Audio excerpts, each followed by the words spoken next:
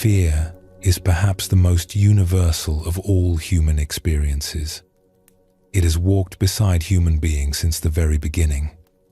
We accept it as just part of being alive.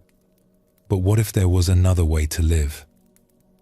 Tonight, we will discover what the Buddha said about this uninvited guest called fear.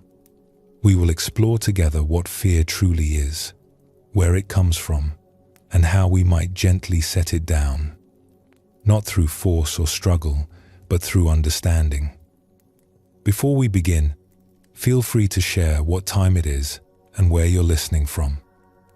What you will hear tonight are stories and reflections that reveal something the ancients understood. The same mind that creates our fear also holds the key to our freedom. As we journey through these teachings, know that you do not need to remember everything. Simply receive what speaks to you and let the rest drift away. Wherever you are right now, let yourself settle. Take a slow, deep breath.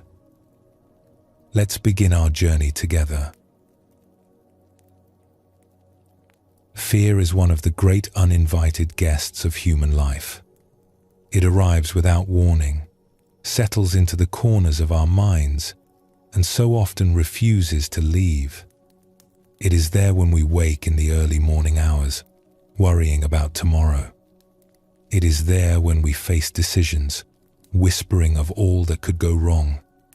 It is there in our relationships, in our work, in our quiet moments alone.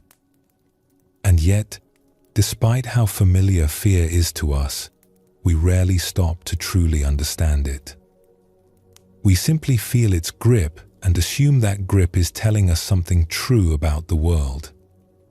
The ancient teachers understood that fear is one of the greatest obstacles to peace. It prevents us from resting in the present moment. It steals our joy even when we are safe and well. It creates tension in the body and turbulence in the mind. But here is something remarkable. The very same part of us that creates fear also holds the key to its release. The imagination that creates dark possibilities can also open doors to peace. The mind that worries about what might go wrong can also rest in what might go right. Understanding this is the first step toward freedom. Let us begin with a story. There is a tale told in certain monasteries about a young student and his teacher, an elderly monk known for his gentle wisdom and unshakable calm. The two had been walking together through a great forest, returning from a distant village where they had offered teachings to a small community. The morning had been clear when they set out, but by afternoon the sky had turned the color of slate. The wind began to stir, at first gently, and then with growing insistence. The leaves overhead shivered and whispered, and the student noticed the birds had fallen silent in that particular way that creatures do when they sense something approaching. Then the storm arrived. It came with a sound like a great wave, a rushing and roaring that swept through the canopy above. Rain began to fall, first in scattered drops, and then in sheets that soaked through robes in moments. The wind bent the smaller trees nearly to the ground and set the ancient ones swaying and groaning like old men in pain.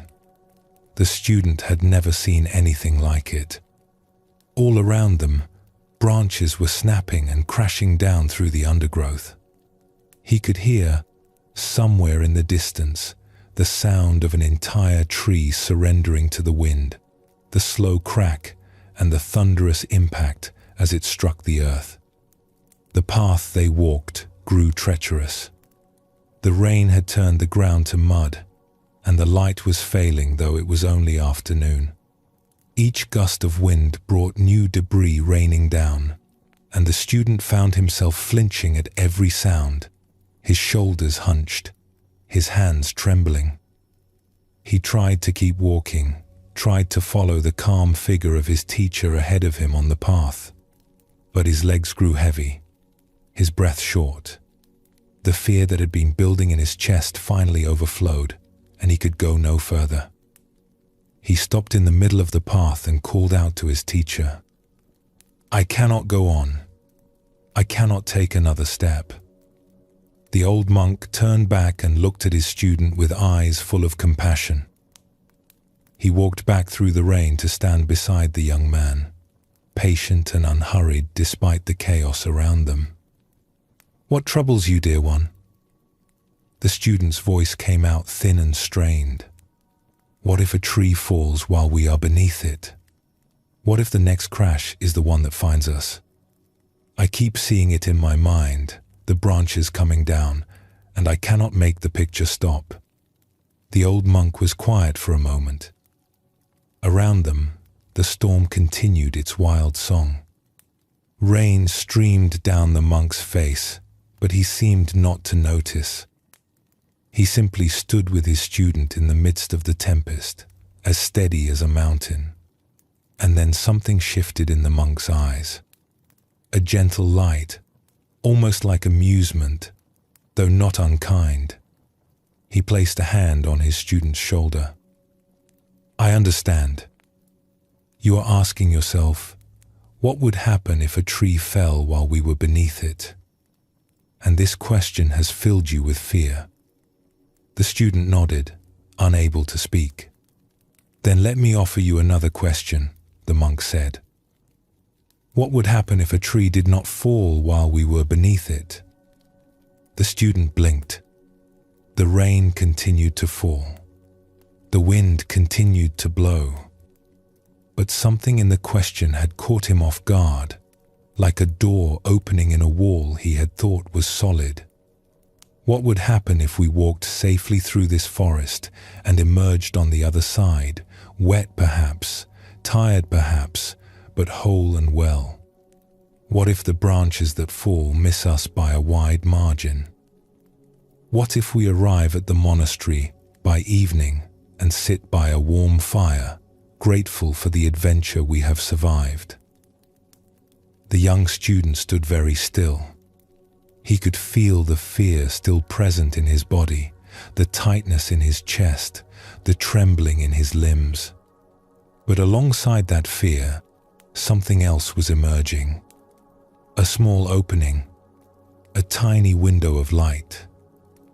"That is also possible," he whispered. "Yes," said the monk.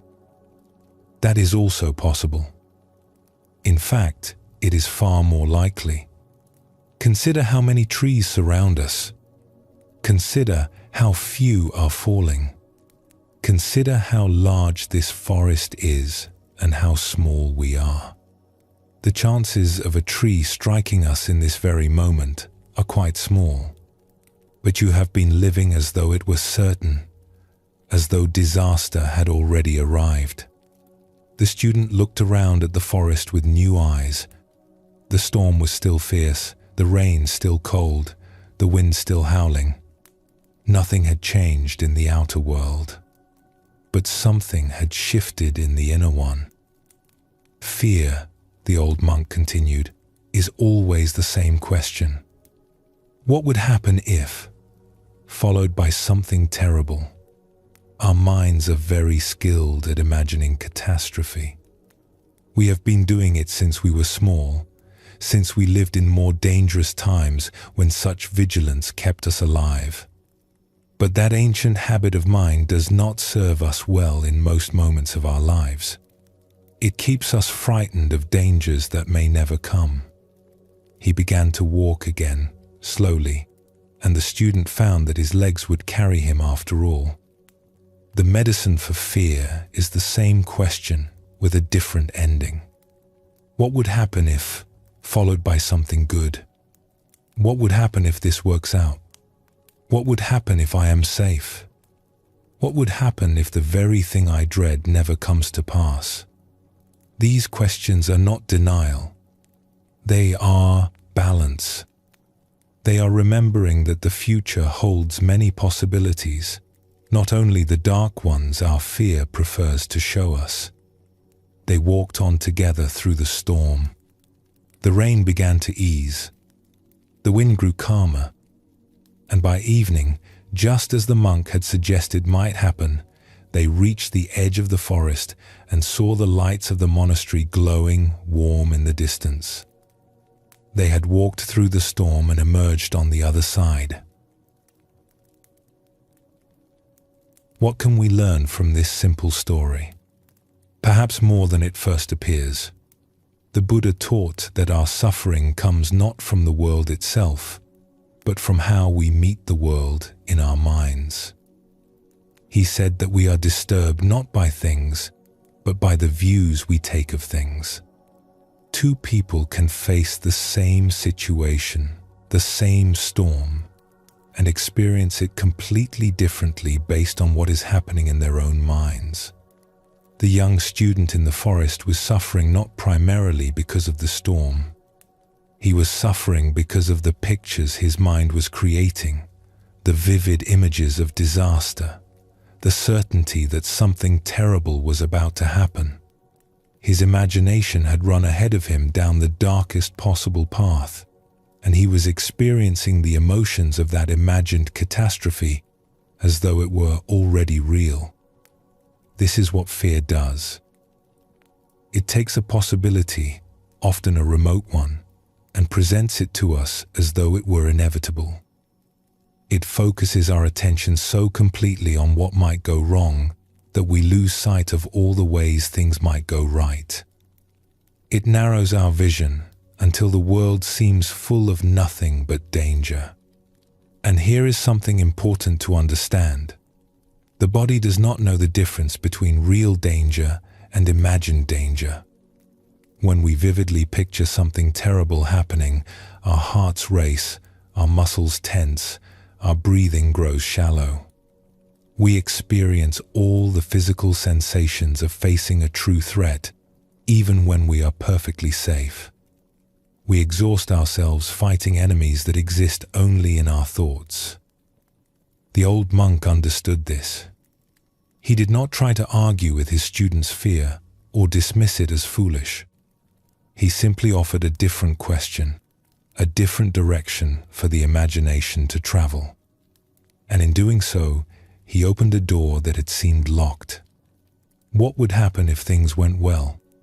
This is not naive optimism or positive thinking that ignores reality. It is balance. It is remembering that when we ask what might go wrong, we should also ask what might go right.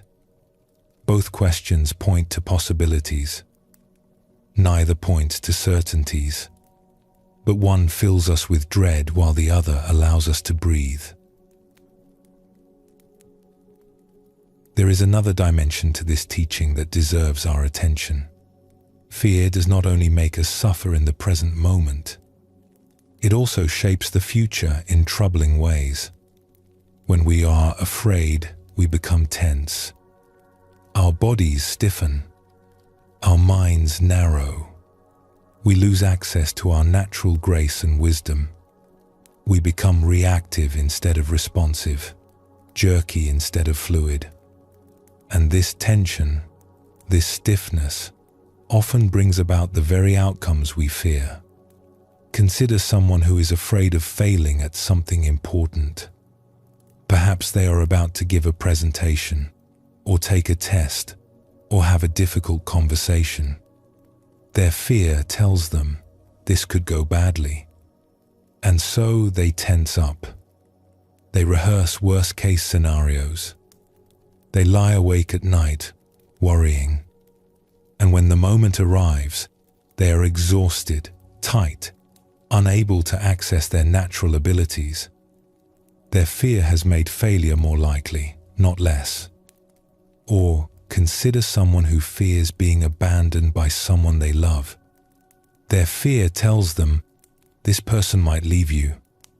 And so they become clingy, suspicious, controlling. They question and doubt. They cannot relax into the relationship. And their partner, feeling smothered and mistrusted, eventually does leave. Their fear has created the very thing they dreaded. This is one of fear's cruelest tricks.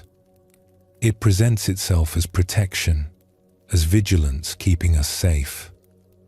But so often it becomes a self-fulfilling prophecy, steering us toward the disasters we are trying to avoid. The ancient teachers spoke of this in terms of karma, the way our mental states create ripples that shape our future experience. A mind filled with fear sends out fear into the world and tends to receive fearful experiences in return. A mind at peace sends out peace and tends to receive peaceful experiences. This is not magic or superstition. It is simply the recognition that how we are inside affects how we act, and how we act affects what happens to us. The fearful person makes different choices than the peaceful person. They take different actions. They respond to events in different ways. And over time, these differences compound into very different lives. Let us explore another story, one that illustrates this principle in a different way. There was once a child who received, for a birthday, the gift of a bicycle. It was the first bicycle this child had ever owned, and the excitement was immense. Within moments of receiving it, the child was outside, ready to learn to ride. But learning to ride a bicycle is not easy. The machine seems determined to fall over at every opportunity. And this child, like so many children before, kept falling. What the child did not realize was that fear was the culprit. With each wobble, the child's hands gripped the handlebars more tightly. With each near fall, the muscles tensed further. Before long, the child was holding on so tightly that the knuckles had turned white, the arms had become rigid as boards, the entire body had stiffened into a kind of statue. And it was precisely this rigidity that made balance impossible. A bicycle wants to be ridden by someone who can flow with it. When it tips slightly to the left, the rider must soften and shift slightly to compensate. When the path curves, the body must lean into the turn. The whole art of cycling is a conversation between rider and machine, a constant series of tiny adjustments. But a rigid rider cannot adjust. A tense body cannot flow. And so the child kept falling, not despite the fear, but because of it. It was only later, after many tumbles, that the child discovered the secret. Relaxation. Softness.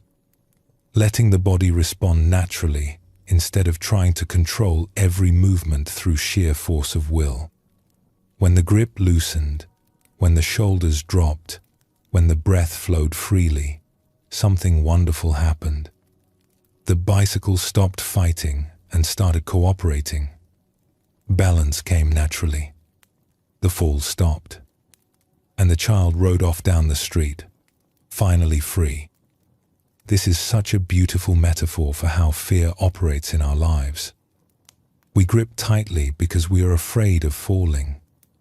But it is the gripping itself that makes us fall. We control because we are afraid of losing control. But it is the controlling that creates chaos. The spiritual path in many traditions is precisely this discovery. That letting go is safer than holding on. That softness is stronger than rigidity. That relaxation opens doors that effort keeps closed. How might we work with these teachings in our own lives? The first step is simply to notice when fear arises. This sounds obvious, but it is actually quite profound. So often we experience fear without recognizing it as fear. We feel tension, unease, worry, dread, and we do not pause to name what is happening. We simply react, gripping tighter, trying harder to control. When we notice fear, we can begin to observe it with some curiosity. What is the fear actually about? What is the terrible thing I am imagining might happen? Often, just making this explicit can begin to loosen fear's grip. The vague sense of dread becomes a specific concern, and specific concerns can be examined. Then we can ask the balancing question: what would happen if this turned out well? What would happen if my fear was wrong? What is a positive possibility that is at least as likely as the negative one I have been fixating on? This is not about lying to ourselves or pretending everything is fine when it is not.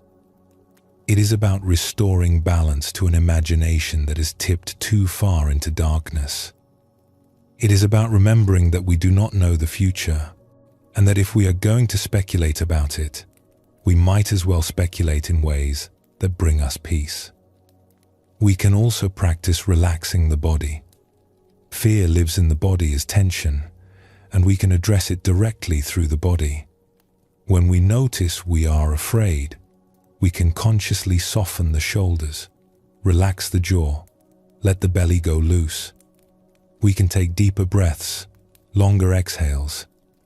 We can feel our feet on the ground and remember that in this moment, right now, we are safe. The Buddha taught a practice of cultivating peaceful mental states intentionally. Just as we might cultivate a garden, pulling weeds and planting flowers, we can cultivate the garden of the mind. When fear arises, we acknowledge it with kindness, and then we gently redirect attention toward peace, toward safety, toward trust in the unfolding of life. This takes practice. The habit of fear is often deeply ingrained, woven into our nervous system since childhood. We will not transform it overnight. But each time we choose a peaceful thought over a fearful one, each time we soften instead of tighten, we are planting seeds. And over time, those seeds grow into a different way of being. There is one more teaching hidden in the story of the student and the monk in the storm. The student's fear came from certainty, the certainty that disaster was about to strike. But this certainty was false. The student did not actually know what was going to happen. He was treating his fearful imagination as though it were prophetic truth, when in fact, it was just one possible story among many. The monk's gift was to remind him of his own not knowing. Neither of them knew what would happen. The future was genuinely uncertain, and in that uncertainty, there was room for hope as well as fear, room for peaceful possibilities as well as frightening ones. We so often suffer because we forget that we do not know. We project our fears onto the blank screen of the future and then react as though we were watching a documentary rather than a creation of our own minds. True wisdom includes a deep comfort with not knowing. It is the recognition that life is uncertain and that this uncertainty, while sometimes uncomfortable, is also the source of all possibility. Every good thing that has ever happened to you was once something you did not know was coming.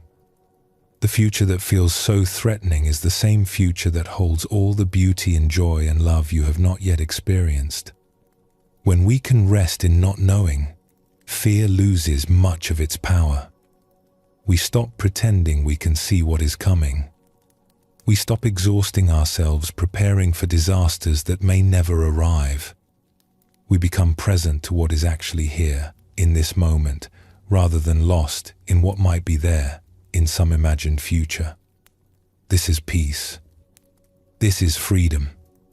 This is walking through the storm with eyes open and heart at ease. As we come to the end of this first exploration, let us return to the image of those two figures walking through the forest. The storm still raging around them, but something different in their bearing now. Not denial of the danger, but not paralysis either. Simply walking, one step at a time, trusting that the path would hold, trusting that most of the trees would stay standing, trusting that they would find their way through. The Buddha once said that just as a single flame can light 1,000 candles without diminishing itself, so too can one moment of peaceful awareness begin to illuminate an entire life. We do not have to eliminate fear all at once. We simply have to begin. One moment of choosing peace over panic. One breath of softening instead of tightening. One question asked in a different direction. What would happen if things turned out well? What would happen if you were safe? What would happen if the storm passed and you found yourself, tired perhaps, wet perhaps, but whole and grateful, standing in the warm light on the other side? That is also possible. In fact, it may be exactly what is waiting for you. Let these thoughts settle gently, like leaves coming to rest on still water. Take a slow breath, and when you are ready, we will continue together.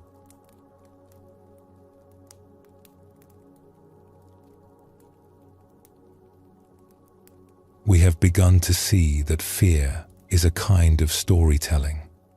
It is the mind spinning tales about a future that has not yet arrived, focusing always on the darkest possibilities while forgetting the light. And we have seen that we can gently shift this storytelling, asking ourselves not only what might go wrong, but also what might go right. But there is more to understand about fear. It does not live only in our thoughts. It lives in our bodies. It shapes our muscles, our breath, our very posture. And through the body, fear reaches out into the world and begins to shape events themselves. This is perhaps the most important teaching about fear. It is not merely unpleasant. It is creative. It tends to bring about the very outcomes it warns us against. Understanding this deeply can change how we relate to fear forever. Let us explore how this works. When fear arises, it does not stay in the mind alone. It immediately begins to express itself through the body. The shoulders rise and tighten. The jaw clenches. The belly hardens. The breath becomes shallow and quick, caught high in the chest rather than flowing deep into the belly. These are ancient responses, wired into us from a time when our ancestors faced physical dangers that required immediate action. When a predator appeared, the body needed to be ready to fight or flee. Muscles tensed for action. Breath quickened to supply oxygen. The whole system shifted into a state of high alert. This response served us well in the wild. But in modern life, we activate it constantly in situations where it does not help us at all. We feel the same physical alarm when we worry about a meeting at work, or an unpaid bill, or a relationship that feels uncertain. Our bodies prepare for a tiger that is not there. And here is the difficulty. When we are in this state of physical tension, we do not function well. Our thinking becomes narrow and rigid. Our reactions become jerky and impulsive. We lose access to our creativity, our wisdom, our natural grace. We become, in a sense, less capable precisely when we feel we need to be most capable. There is an old teaching that compares a tense mind to a cup of muddy water. When we shake the cup, trying to see clearly, the mud swirls and the water becomes even more clouded. But when we set the cup down and let it be still, the mud settles naturally to the bottom and the water becomes clear. Fear shakes the cup. Relaxation lets it settle. Consider someone who is very worried about their health. They have read something frightening, perhaps, or they have a family history that concerns them. Fear begins to whisper its dark stories. What if you become ill? What if something is already wrong inside you that you do not know about? As this fear takes hold, the body responds. Shoulders tighten. Sleep becomes difficult. The appetite changes. There is a constant low level of stress humming through the system, day after day, week after week. Now, we know that chronic stress is genuinely harmful to health. It weakens the immune system. It creates inflammation. It prevents the body from doing its natural work of repair and renewal. The very fear of becoming ill creates conditions in the body that make illness more likely. This is not a reason to add more fear, to become afraid of being afraid. It is simply an invitation to notice the pattern. The gripping does not protect us. It harms us. The way forward is not more vigilance but more release. Or consider someone who fears having an accident while traveling. Every time they set out on a journey, their mind fills with images of disaster. They grip the steering wheel tightly. They startle at every unexpected movement around them. Their body is tense. Their reactions are sharp and jerky. Their attention is scattered by anxiety. A relaxed traveler responds smoothly to unexpected events. They have full access to their reflexes and judgment. They can assess situations clearly and act appropriately. But a frightened traveler overreacts, braking too hard or swerving too suddenly. Their tension creates exactly the kind of erratic behavior that leads to accidents. Again, the grip creates the fall. Have you ever noticed that some people seem to move through life with remarkable ease? Things seem to work out for them. They face the same uncertainties as everyone else, but somehow they emerge unscathed, even blessed. We might call them lucky, but perhaps something else is at work. These fortunate ones often share a common quality. They do not grip. They do not spend their days worrying about what might go wrong. They take life as it comes, responding to each moment with a kind of relaxed presence that allows them to dance with whatever arises. This is not naivety or denial. Many of these people have faced real difficulties in their lives. They know that hard things happen, but they have learned somehow that worrying about hard things does not prevent them. It only steals the peace of the present moment and clouds the judgment we need when challenges actually arrive. The Buddha spoke of this quality as a kind of equanimity, a steadiness of heart that remains balanced regardless of conditions. Pleasant or unpleasant, easy or difficult, the equanimous heart remains open and at ease. This is not coldness or indifference. It is a deep trust in one's own capacity to meet whatever comes. And here is the remarkable thing. This trust tends to create good outcomes. The person who is relaxed and present makes better decisions. They see more clearly. They respond more skillfully. They do not waste their energy on imaginary problems, so they have more energy for real ones. Their very ease becomes a kind of protection. We might say that fear creates what it fears, and trust creates what it trusts. Both are self-fulfilling prophecies. We get to choose which prophecy we want to live. Perhaps nowhere is this pattern more visible than in our relationships with others. When we love someone, we become vulnerable. We have something precious that could be lost. And for many of us, this vulnerability awakens deep fear. What if they leave? What if they betray our trust? What if they stop loving us? What if we are not enough? These fears, when they take hold, begin to shape how we behave. We become vigilant, watching for signs of trouble. We become controlling, trying to prevent the disaster we imagine. We become clingy, seeking constant reassurance that everything is still all right. We become jealous, suspicious of anyone who might threaten what we have. And all of these behaviors push the other person away. No one wants to be constantly watched and doubted. No one wants to feel controlled. No one wants to be the endless source of reassurance for someone else's anxiety. The very behaviors that come from fear of losing love make us harder to love. There is a teaching that says we cannot hold water by grasping it. The tighter we squeeze, the more it escapes through our fingers. But if we simply cup our hands gently, the water rests there peacefully. Love is like this. When we try to grip it tightly, we crush it. When we try to control it, we suffocate it. But when we can hold it gently, with open hands and a trusting heart, it stays. This is one of the great paradoxes of intimate life.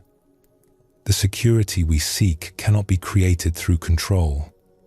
It can only arise from its opposite, from the willingness to not control, to let the other person be free, to trust that love given freely is the only love worth having.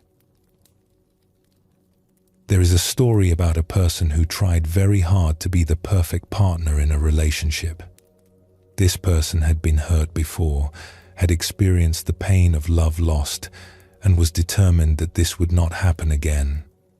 And so they tried to do everything right. They monitored themselves constantly, watching for mistakes. They anticipated their partner's every need, trying to prevent any disappointment.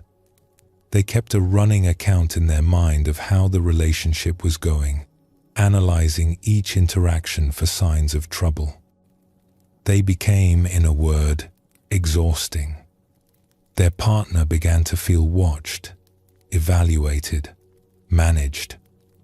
What had started as a spontaneous and joyful connection began to feel like a performance, with one person always in the audience taking notes.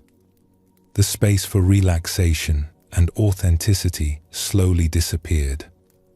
Eventually, the partner said something that surprised them both. "I feel like I am living with someone who is afraid of me.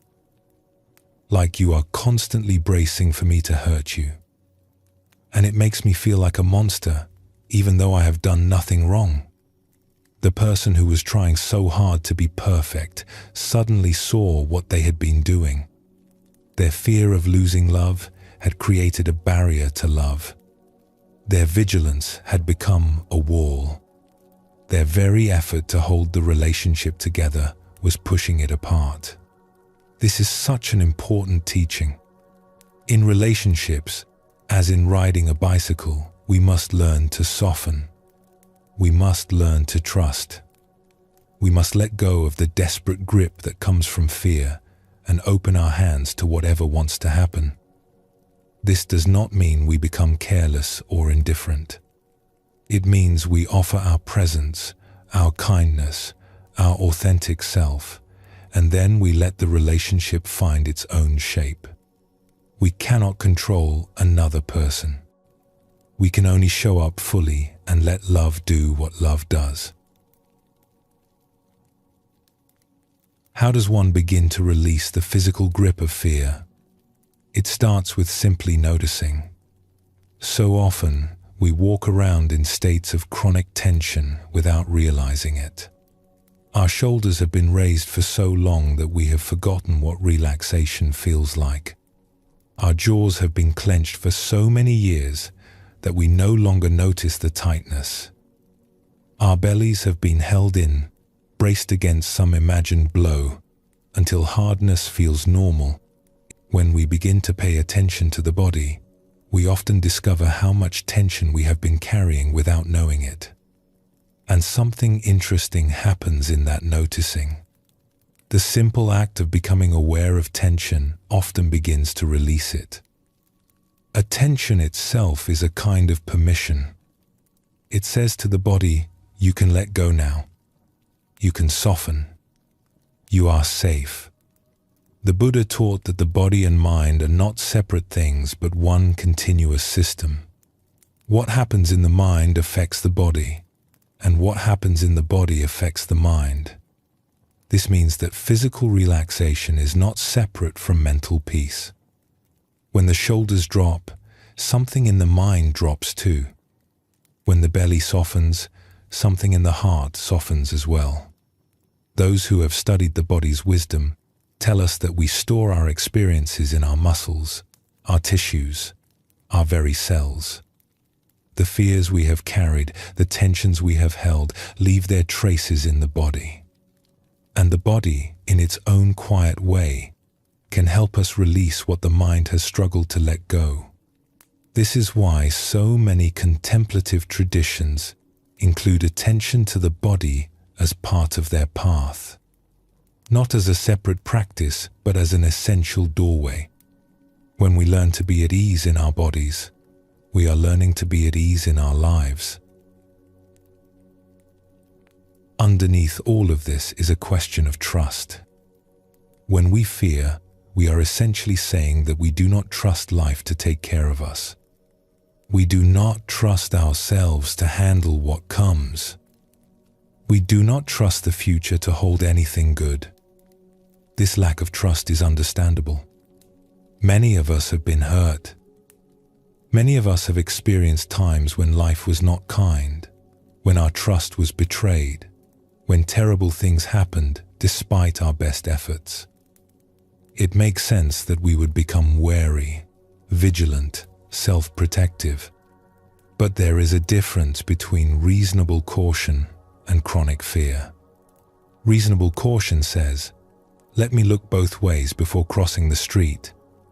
Chronic fear says, I cannot leave the house because something terrible might happen. The path forward is not to pretend we have never been hurt or that nothing bad can happen. The path forward is to develop a different kind of trust. Not trust that everything will go perfectly, but trust that we can handle whatever comes. Trust in our own resilience. Trust in the support that surrounds us. Trust that even difficult experiences contain the seeds of growth and wisdom. There is a teaching that compares a person of trust to a great tree. When storms come, the tree does not fight the wind. It bends. Its branches sway. It allows the storm to move through it. And when the storm passes, the tree is still standing, perhaps with some leaves lost, perhaps with some branches broken, but fundamentally whole. A rigid tree, one that refuses to bend, is the one that breaks.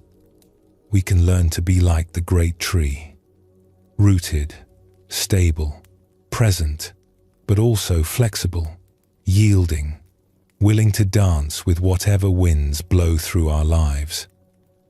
This is trust. This is the opposite of the fearful grip that makes us fall. As we come to the end of this exploration, let us return to that image of the child on the bicycle.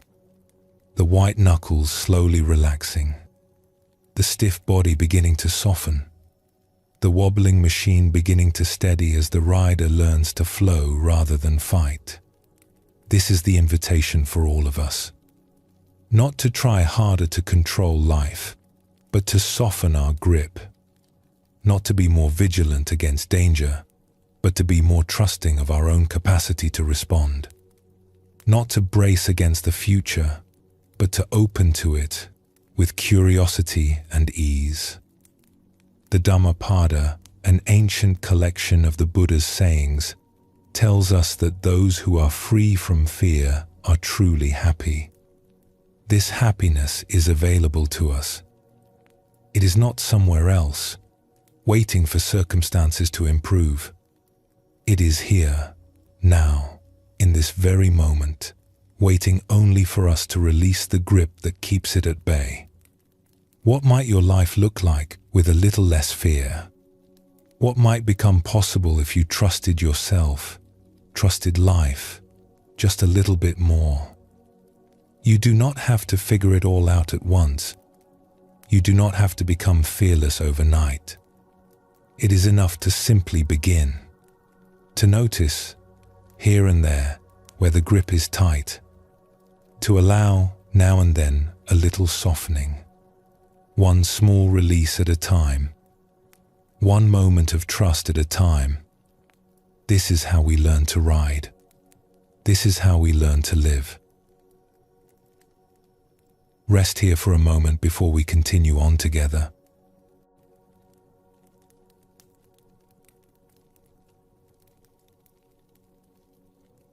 We have been exploring how fear lives in the body, how it tightens our muscles and stiffens our movements, how the very act of gripping creates the falls we hope to prevent. Now let us turn to perhaps the most tender territory of all, the territory of the heart. It is in our relationships with others that fear shows its most painful face. When we love, we become vulnerable. When we open our hearts, we create the possibility of being hurt. And for many of us, this vulnerability awakens ancient fears that can slowly poison the very connections we treasure most. There is something both beautiful and terrifying about caring deeply for another person. We find ourselves bound to them in ways we did not choose and cannot fully control. Their happiness becomes our happiness. Their pain becomes our pain. We discover that we are no longer entirely separate, that our well-being has become entangled with theirs in the most intimate way. This entanglement is the very nature of love. It is what makes love so precious and so powerful. But it is also what makes love feel so dangerous to the fearful mind. When we have something precious, we have something to lose. And the fear of loss can begin to overshadow the joy of having. The Buddha spoke often of love, of compassion, of the deep bonds between beings. He taught that our relationships are among our greatest teachers, mirrors that show us ourselves, opportunities to practice the most profound qualities of the human heart. But he also recognized that relationships can become tangled with fear, and that this tangling creates immense suffering. Let us look closely at how this happens, and how we might find our way to something more free. When we enter into a close relationship, whether with a partner, a dear friend, or a family member, something tender begins to grow. We start to depend on this person. We start to need them. We start to imagine a future that includes them. And alongside this beautiful growth, a small seed of fear often takes root as well. What if they leave? What if they change? What if they discover something about us that makes them turn away? What if this precious thing we are building together falls apart? These fears are natural. They arise precisely because we care. If we did not love, we would not fear losing. The fear is, in a strange way, a measure of how much the relationship means to us. But here is where things become complicated. When fear takes hold in a relationship, it begins to change how we behave. We become watchful. We look for signs of trouble. We interpret small things as evidence of larger problems. This watchfulness is exhausting, both for us and for the one we love. It creates an atmosphere of tension, of being evaluated, of never quite being good enough. And slowly, this atmosphere begins to erode the very foundation of the relationship. This brings us to trust. Trust is the soil in which love grows. Without trust, love cannot put down roots. It remains shallow, fragile, easily disturbed by the slightest wind. With trust, love can grow deep and strong, weathering storms that would destroy a more superficial connection. But here is what fear does not understand. Trust cannot be created through vigilance.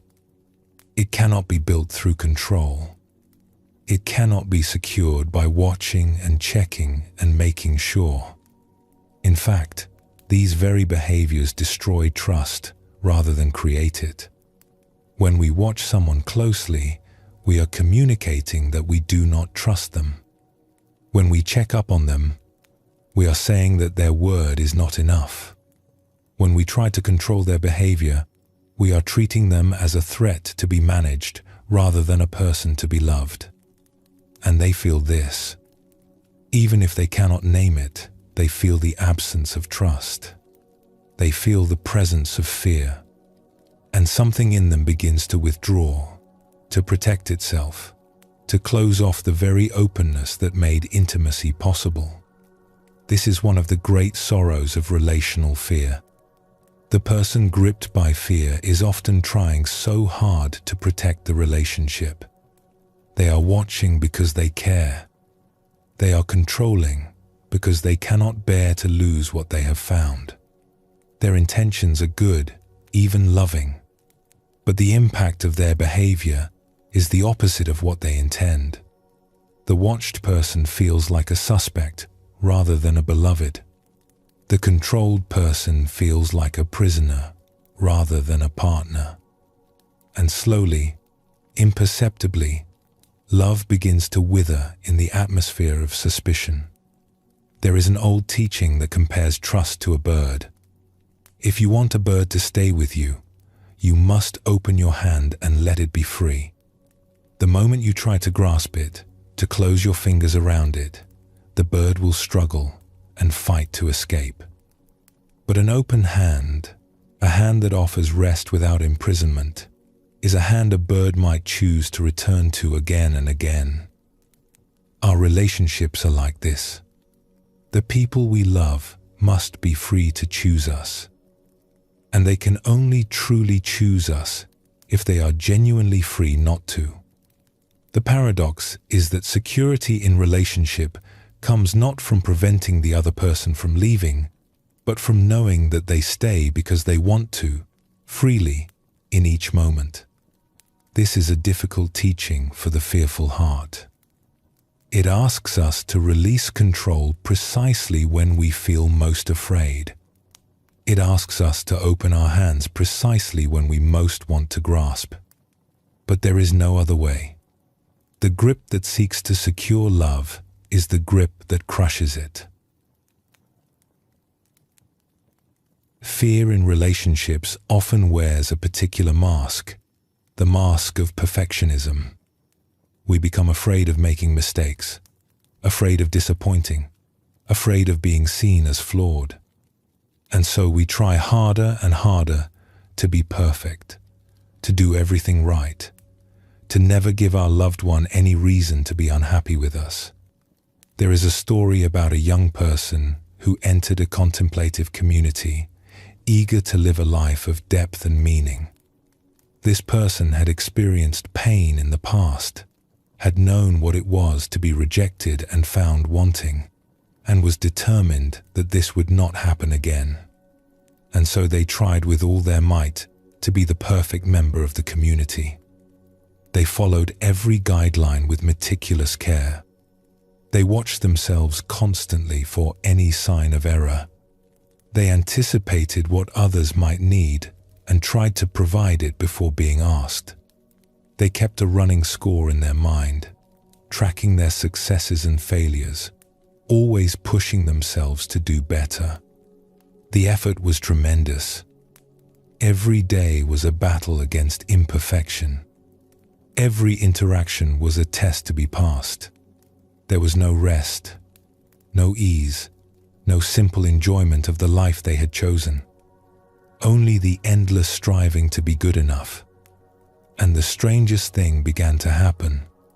Despite all this effort, or perhaps because of it, the person began to feel more and more disconnected from the community they had joined. The other members seemed distant, hard to reach. The warmth and belonging they had hoped to find remained elusive. They worked harder and harder, and the connection they sought seemed to slip further and further away.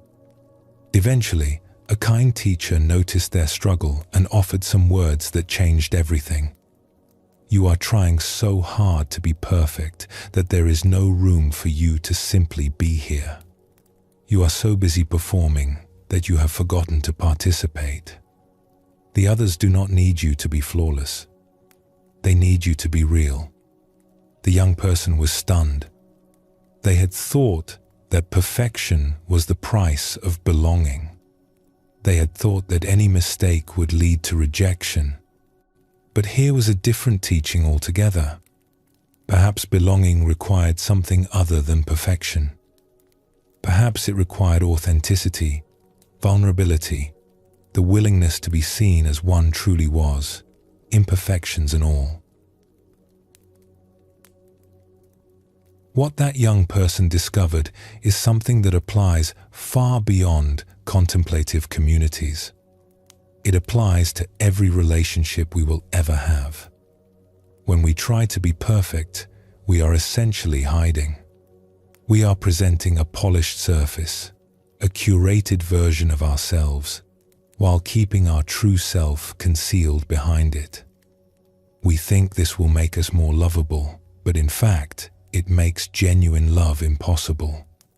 How can someone love us if they do not know us? How can they accept us if we never show them who we actually are? There is a teaching that says we are most beautiful not when we are flawless, but when we are real. A face that shows the lines of laughter and tears is more beautiful than a face frozen in artificial smoothness. A heart that has been broken and healed is more beautiful than a heart that has never risked anything. Our imperfections are not obstacles to love. They are invitations to love. When we allow ourselves to be imperfect in front of another person, we are offering them a tremendous gift. We are saying, "I trust you enough to let you see me as I am. I trust you enough to be vulnerable with you. I trust you enough to stop performing." And this gift invites a gift in return. When one person risks being real, it gives the other person permission to be real as well. The masks can come off. The performance can end.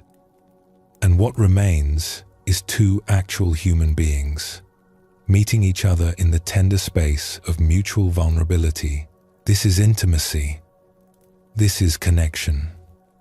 This is what we were looking for all along, hidden beneath all our striving to be perfect.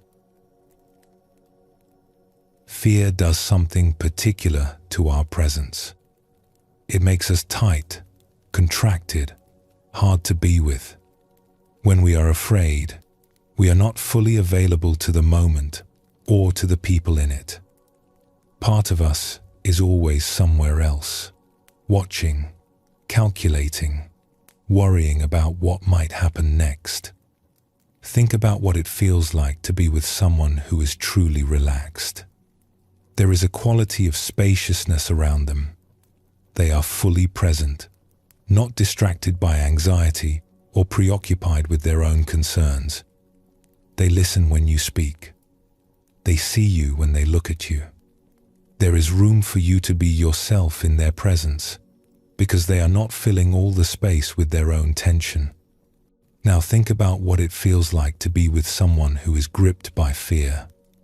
There is a tightness around them, a feeling of pressure.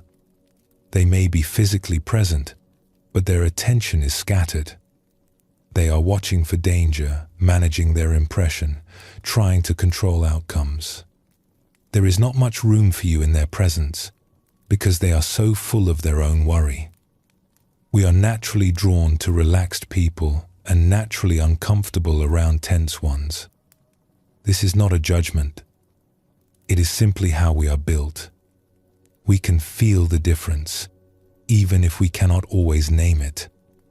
And we gravitate toward the spaciousness, the ease, the open presence that allows us to breathe.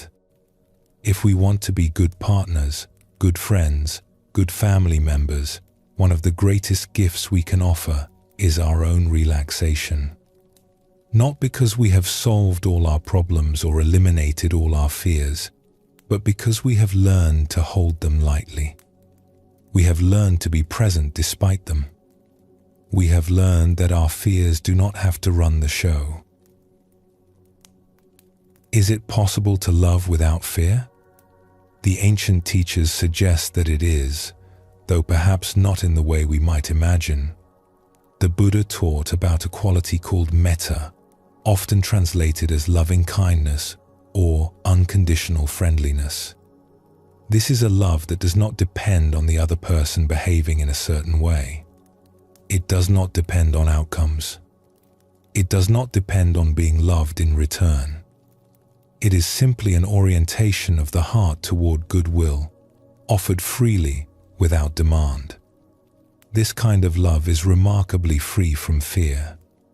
When we love without conditions, there is nothing to lose. When we offer kindness without requiring anything in return, rejection loses its sting. The gift has already been given. The love has already been expressed. Whatever happens next does not diminish what has already been offered. The traditional teachings describe metta as being like the sun, which shines on all things equally without discrimination. The sun does not shine only on those who appreciate it, or only on those who deserve it. It simply shines, because that is its nature. And in the shining itself, the sun is fulfilled. We can learn to love like this. Not perfectly, not all the time, but more and more as we practice. We can learn to offer our warmth without keeping score. We can learn to wish others well without needing them to wish us well in return. We can learn to let our love be its own reward. This is not the same as not caring. It is not indifference wearing the mask of spirituality. It is actually a more intense form of caring, because it is not diluted by self-protection. It is love that has set down the burden of fear and become pure, light, free. We may not be able to love this way all the time. We are human, and our hearts are tender, and we will sometimes feel afraid. But we can move in this direction. We can practice offering love without gripping. We can notice when fear is tightening our hearts and gently, kindly invite them to open again. Each time we choose love over fear, even in small ways, we are strengthening a new pattern in the heart. We are teaching ourselves that love does not require fear as its companion. We are discovering that the more freely we give, the more we have to give. At the root of relational fear is often a deeper fear, the fear of being truly seen. We are afraid that if someone sees all of us, including the parts we have hidden, they will turn away. We are afraid that our true self is not lovable, and so we hide and perform and try to control what others see. But this hiding comes at a terrible cost. As long as we are hiding, we cannot truly be met. As long as we are performing, we cannot truly be known. We may receive approval for our performance, but this approval does not nourish us because we know it is not really meant for us. It is meant for the mask we are wearing. The path through this fear is the path of courage. Not the courage of warriors going into battle, but a gentler courage, the courage to be seen. The courage to take off the mask, even though we do not know what will happen when we do. The courage to offer our real self to another person and allow them to respond as they will. This is perhaps the deepest trust of all. Trusting that even if we are rejected, we will survive. Trusting that being known is worth the risk of being hurt. Trusting that somewhere, somehow, There are people who will see us as we are and love us not, despite our imperfections, but in some strange way because of them, because our imperfections make us real, and only what is real can truly be loved. When fear releases its grip on our relationships, something beautiful becomes possible. We can rest. We can rest in the presence of another person without constantly monitoring how things are going. We can enjoy a conversation without analyzing it for hidden meanings. We can spend time apart without spiraling into worry. We can receive love without questioning whether it is real. This resting is not complacency. It does not mean we stop caring for our relationships or take them for granted. It means we care for them from a place of peace rather than anxiety. We water the garden because we love watching things grow, not because we are terrified of what will happen if something dies. The Buddha spoke of a quality called passaddhi, often translated as tranquility or calm. This is the quality that arises when the agitation of fear settles, when the waters of the mind become still. In this stillness, we can see clearly. We can respond wisely. We can love fully. Our relationships long for this quality. The people in our lives long for us to meet them from this place of calm. And we long for it too, even if we have forgotten what it feels like. Fear in relationships, like fear in all things, tends to create what it fears. The watching and controlling and performing that come from fear slowly erode the trust and intimacy we most want to protect. But the reverse is also true. Trust tends to create what it trusts. When we can offer our presence without gripping, our love without conditions, our real self without masks, we create the possibility of connection far deeper than anything fear could achieve. This is not easy. Our fears are old and strong. Our habits of hiding and controlling are deeply worn into us by years of practice. We learned them young, often in situations where they made sense, where we genuinely needed to protect ourselves. We should not judge ourselves harshly for having learned what life seemed to be teaching us. But every moment offers a new opportunity. Every interaction is a chance to choose trust over fear, openness over protection, realness over performance. We do not have to transform all at once. We simply have to be willing to experiment, to try a little more openness here, a little more authenticity there, and to notice what happens when we do. The people in your life do not need you to be perfect. They need you to be present. They do not need you to have all the answers. They need you to be willing to sit with them in the questions. They do not need you to never make mistakes. They need you to be human with them as they learn to be human with you. This is the heart that trusts. This is the love that sets down fear. This is the connection that we have been seeking all along. Rest here for a moment in the warmth of this possibility before we continue on together.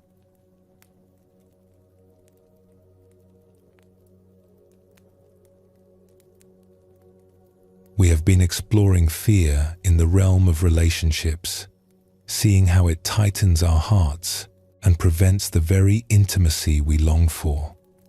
Now let us turn inward to look at something even more fundamental: the fear that arises from who we think we are.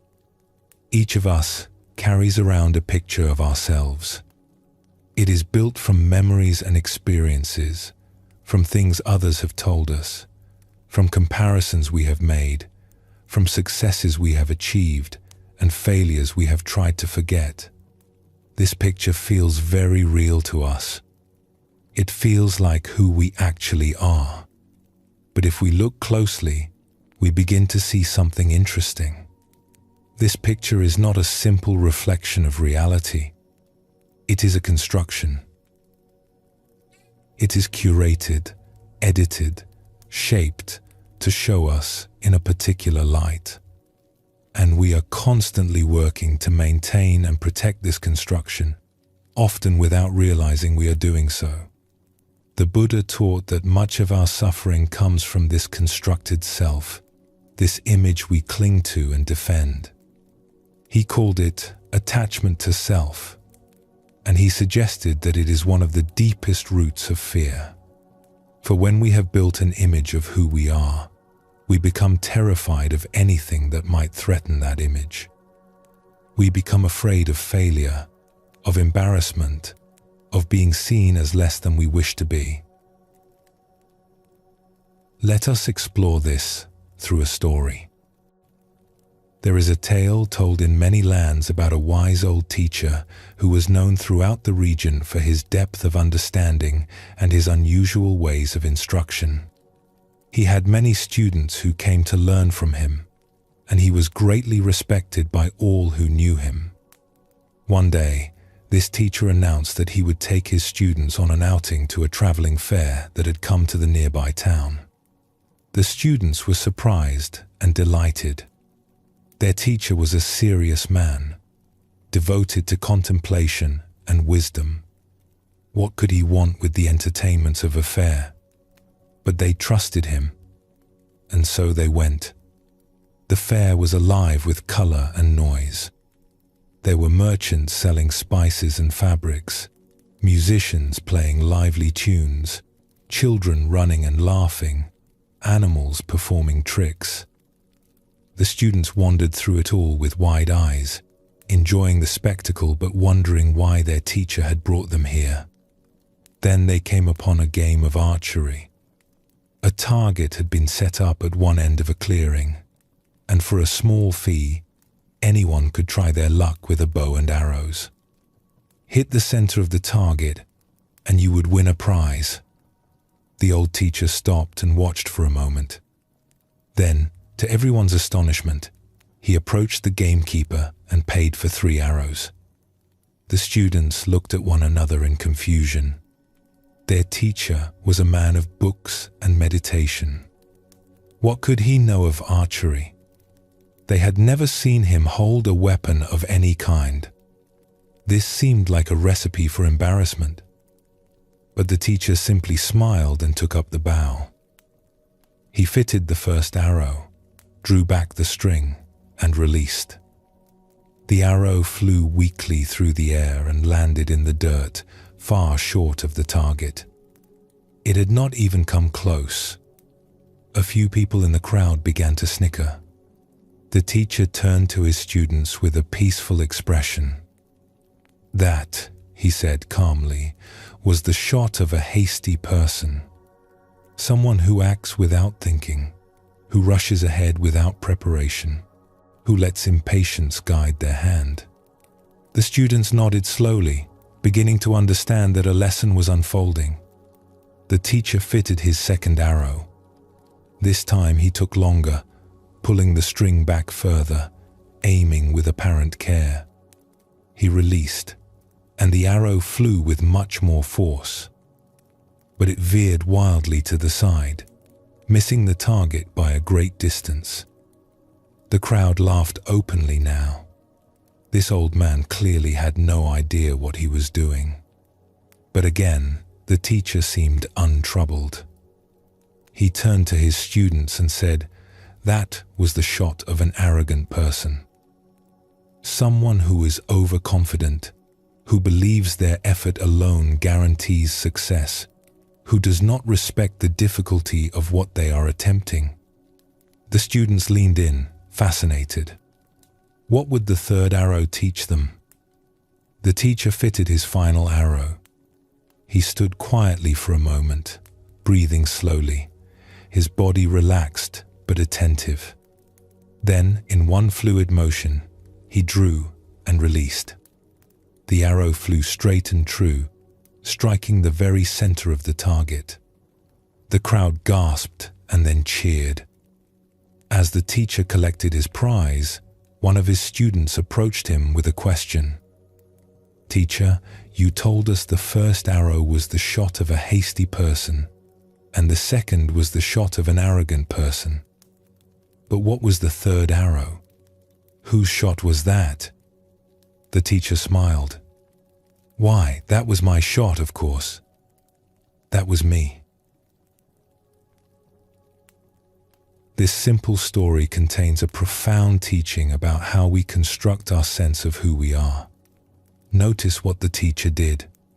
When the arrows missed, he attributed those shots to qualities he was demonstrating: hastiness, arrogance, as if those shots belonged to someone else. But when the arrow hit the center, he claimed it fully. That was me. This is exactly what we all do, though usually without the self-awareness the teacher was demonstrating. When things go well, we take credit. That was me. My skill, my effort, my intelligence, my worth. We weave our successes into the story of who we are. But when things go poorly, we find ways to distance ourselves. That was not really me. I was tired. I was distracted. I was having an off day. The circumstances were against me. Someone else was at fault. We push our failures to the edges of our identity, treating them as anomalies that do not reflect our true self. Through this selective process, we build an image of ourselves that includes mostly our best moments and excludes most of our worst ones. We become, in our own minds, the person who hits the target, not the person who misses. This construction happens so naturally, so automatically, that we rarely notice we are doing it. It feels like we are simply perceiving reality accurately. Of course, my successes represent who I really am. Of course, my failures were exceptions caused by circumstances beyond my control. This seems obvious, self-evident, not even worth questioning. But if we pause and look honestly, we begin to see the selectivity at work. We begin to notice how we emphasize certain memories and downplay others, how we tell the story of our lives in ways that cast us in a favorable light, how we compare ourselves to others in ways that make us feel better about ourselves. And then we become terrified of missing. Because if we have built our identity around success, then failure threatens not just our goals but our very sense of self. If we have told ourselves we are the person who always hits the target, then missing calls everything into question. Who are we if we are not the person we thought we were? This is the deep root of so much of our fear.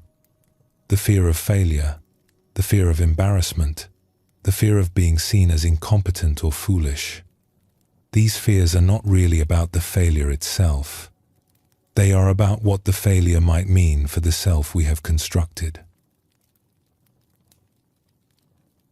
The Buddha taught that this constructed self is not solid, not permanent, not ultimately real. He called it anatta, sometimes translated as not self or non-self. This teaching is often misunderstood as meaning that we do not exist at all. But that is not quite what it points to. What the Buddha was pointing to is that the fixed, solid, permanent self we imagine ourselves to be is a kind of illusion. It is a story we tell, a construction we maintain, but it does not have the solidity we attribute to it. When we look closely, we find that this self is constantly changing, constantly being revised, constantly being propped up by our thoughts and beliefs. And because it is a construction, it can feel very fragile. It requires constant maintenance. We must keep achieving to prove our competence. We must keep receiving approval to confirm our worth. We must keep avoiding failure to protect our image. It is exhausting work, and it never ends. But here is the liberating possibility the Buddha offered. If this solid self is not ultimately real, then we do not have to defend it so fiercely. If our identity is not actually at stake every time we make a mistake, then mistakes lose their terror. If who we are is not defined by our successes and failures, then we are free to succeed and fail without our very being hanging in the balance. This is a radical freedom. It does not mean we stop caring about doing well or that we become indifferent to outcomes. It means we stop making outcomes a matter of existential survival. We can try things, fail at them, learn from them, and move on without the crushing weight of believing that our failures define us. Perhaps no fear is more common than the fear of looking foolish in front of others. We dread embarrassment. We avoid situations where we might make mistakes in public. We hold back from trying new things because we cannot bear the thought of appearing incompetent. This fear keeps us small. It prevents us from learning, from growing, from taking the risks that lead to new possibilities. It traps us in a narrow range of behaviors where we feel safe, where we know we can perform adequately, where the chance of embarrassment is low. And the tragedy is that this narrow range grows narrower over time. The less we risk, the more frightening risk becomes. The more we avoid embarrassment, the more devastating embarrassment feels when it inevitably occurs. We build walls around ourselves that grow higher and thicker with each passing year. Think of how this fear affects something as simple as learning a new language. To learn to speak a foreign tongue, we must be willing to stumble, to mispronounce, to use wrong words, to sound foolish to native speakers. There is no other way. Fluency comes only after a long period of awkward, mistake-filled practice. But many people never learn new languages, even when they want to, because they cannot bear this period of awkwardness. The fear of sounding foolish is stronger than the desire to communicate. And so they remain silent, trapped by an image of themselves as someone who speaks correctly or not at all.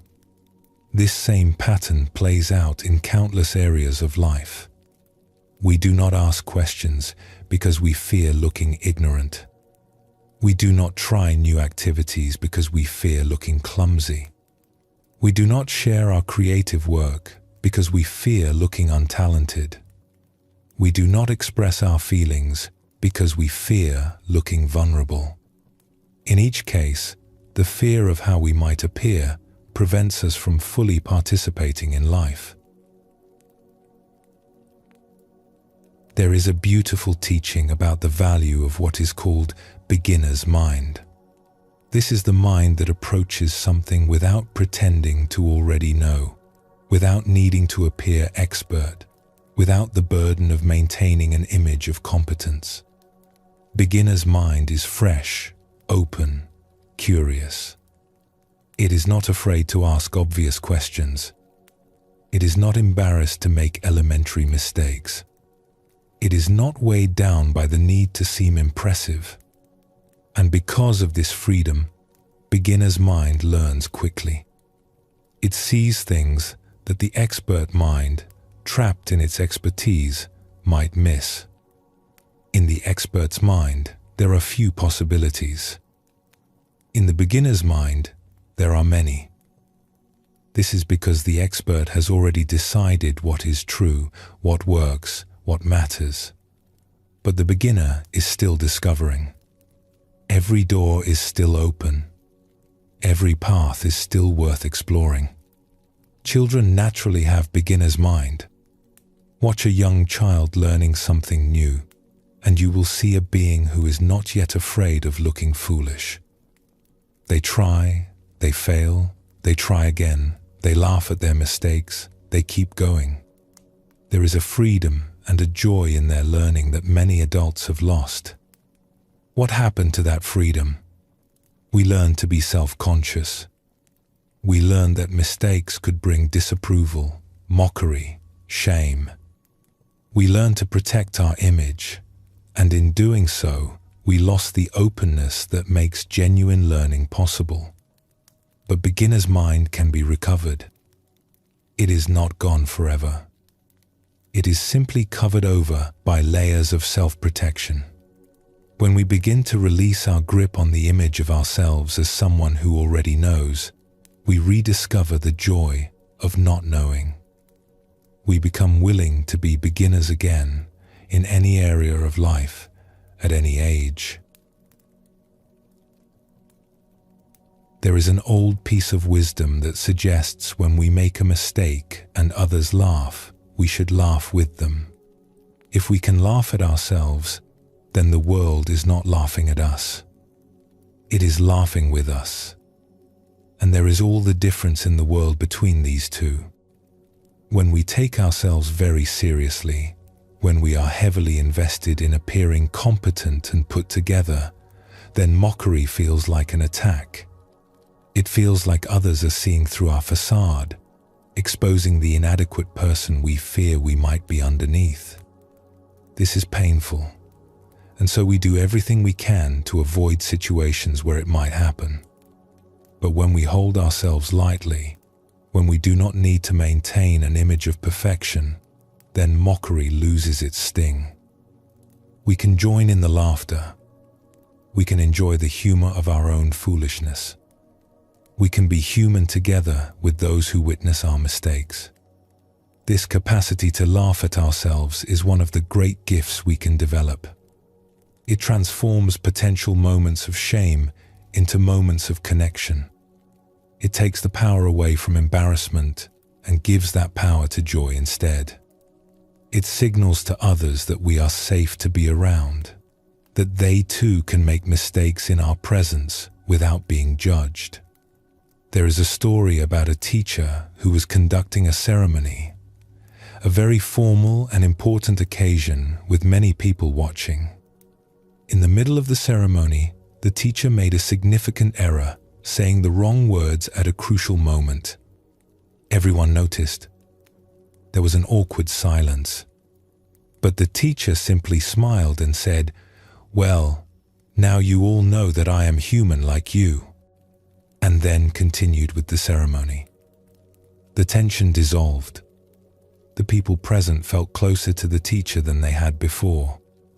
What could have been a moment of shame became a moment of connection.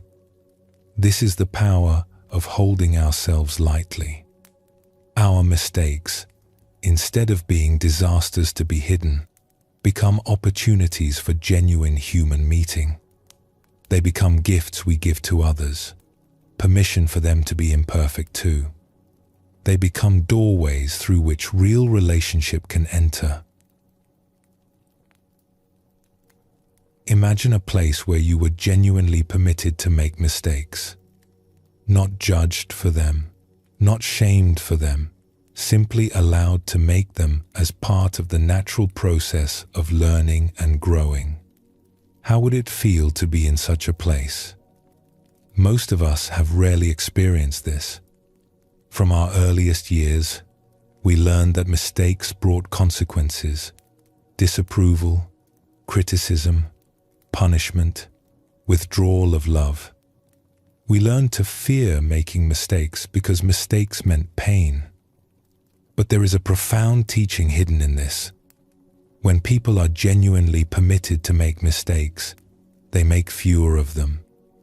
When the fear of failure is removed, performance improves. This seems paradoxical, but it makes perfect sense when we understand what fear does to us. Fear tightens us. It narrows our attention. It makes us rigid and reactive. Under the pressure of fear, we lose access to our creativity, our intuition, our natural intelligence.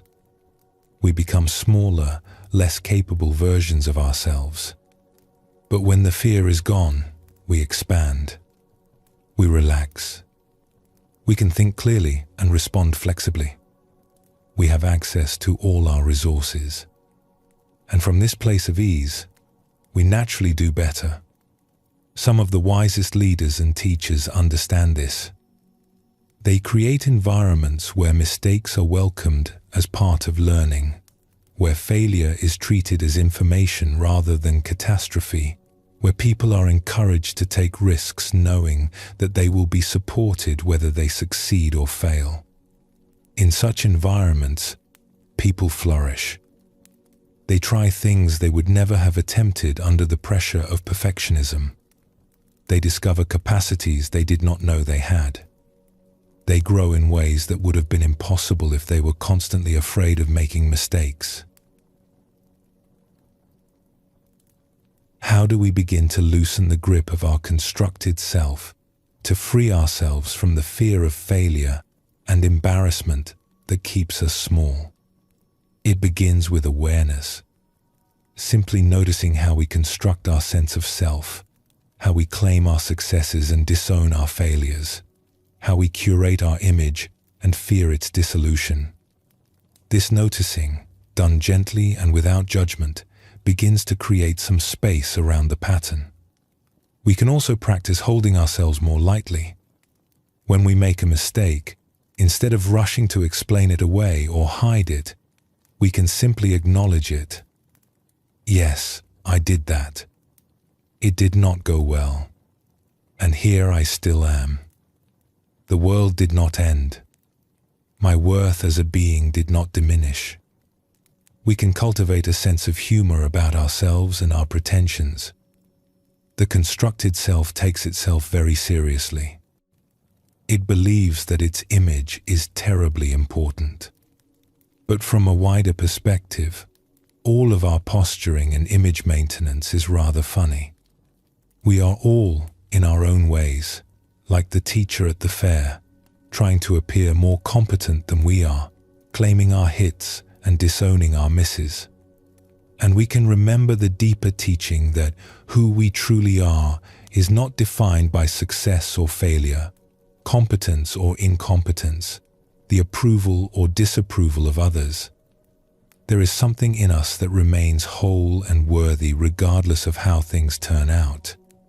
The Buddha called it our true nature, and he taught that it is already perfect, already complete, already free. When we touch this deeper sense of who we are, the constructed self loses some of its power over us. We can still play the games of identity and achievement if we choose, but we are no longer enslaved by them.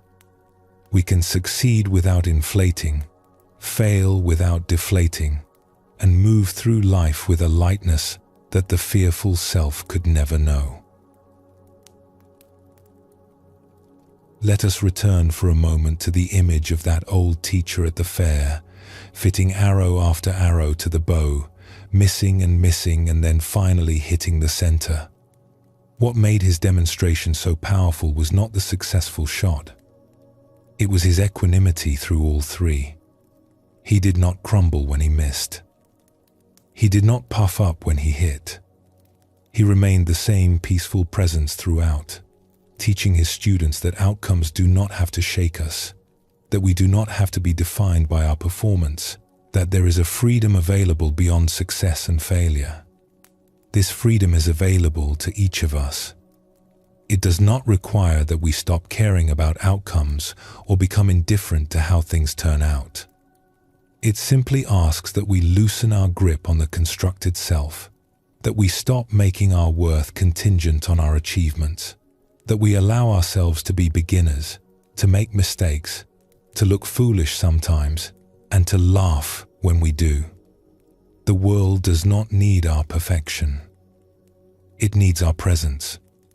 It needs us to show up fully, to try things, to fail at some of them, to learn and grow and try again.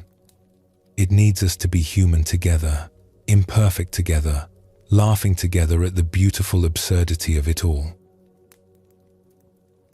Rest here for a moment in this spacious possibility before we continue on together.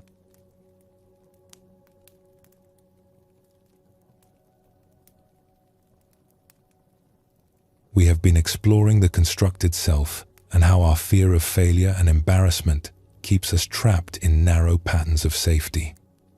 We have seen that when we hold ourselves lightly, when we can laugh at our mistakes and embrace our imperfections, a great freedom becomes available.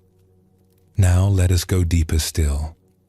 Let us explore what happens when we are thrown into situations that seem impossible, when we face our fears not gradually but all at once, when life or circumstance or a wise teacher pushes us directly into the heart of what terrifies us most. There is a kind of learning that can only happen in the crucible. When we are comfortable, we may understand a teaching intellectually, but it does not transform us. It is only when we are tested, when we must apply what we have learned under pressure, that the teaching moves from our heads to our hearts and becomes truly ours. The great teachers of many traditions understood this. They did not always shelter their students from difficulty. Sometimes they deliberately created challenges, even ordeals, knowing that certain lessons can only be learned by going through the fire. Let us explore some stories of such learning. There is a story told about a young monk who had traveled far from his homeland to train in the ancient traditions of meditation and wisdom. He had been a monk for only a few years, still learning the language of his new country, still finding his way in a culture very different from his own. His teacher was a renowned master, known throughout the land for the depth of his understanding and the skillfulness of his instruction. Hundreds of monks trained under his guidance, and thousands of lay people came to hear his teachings on holy days and festivals.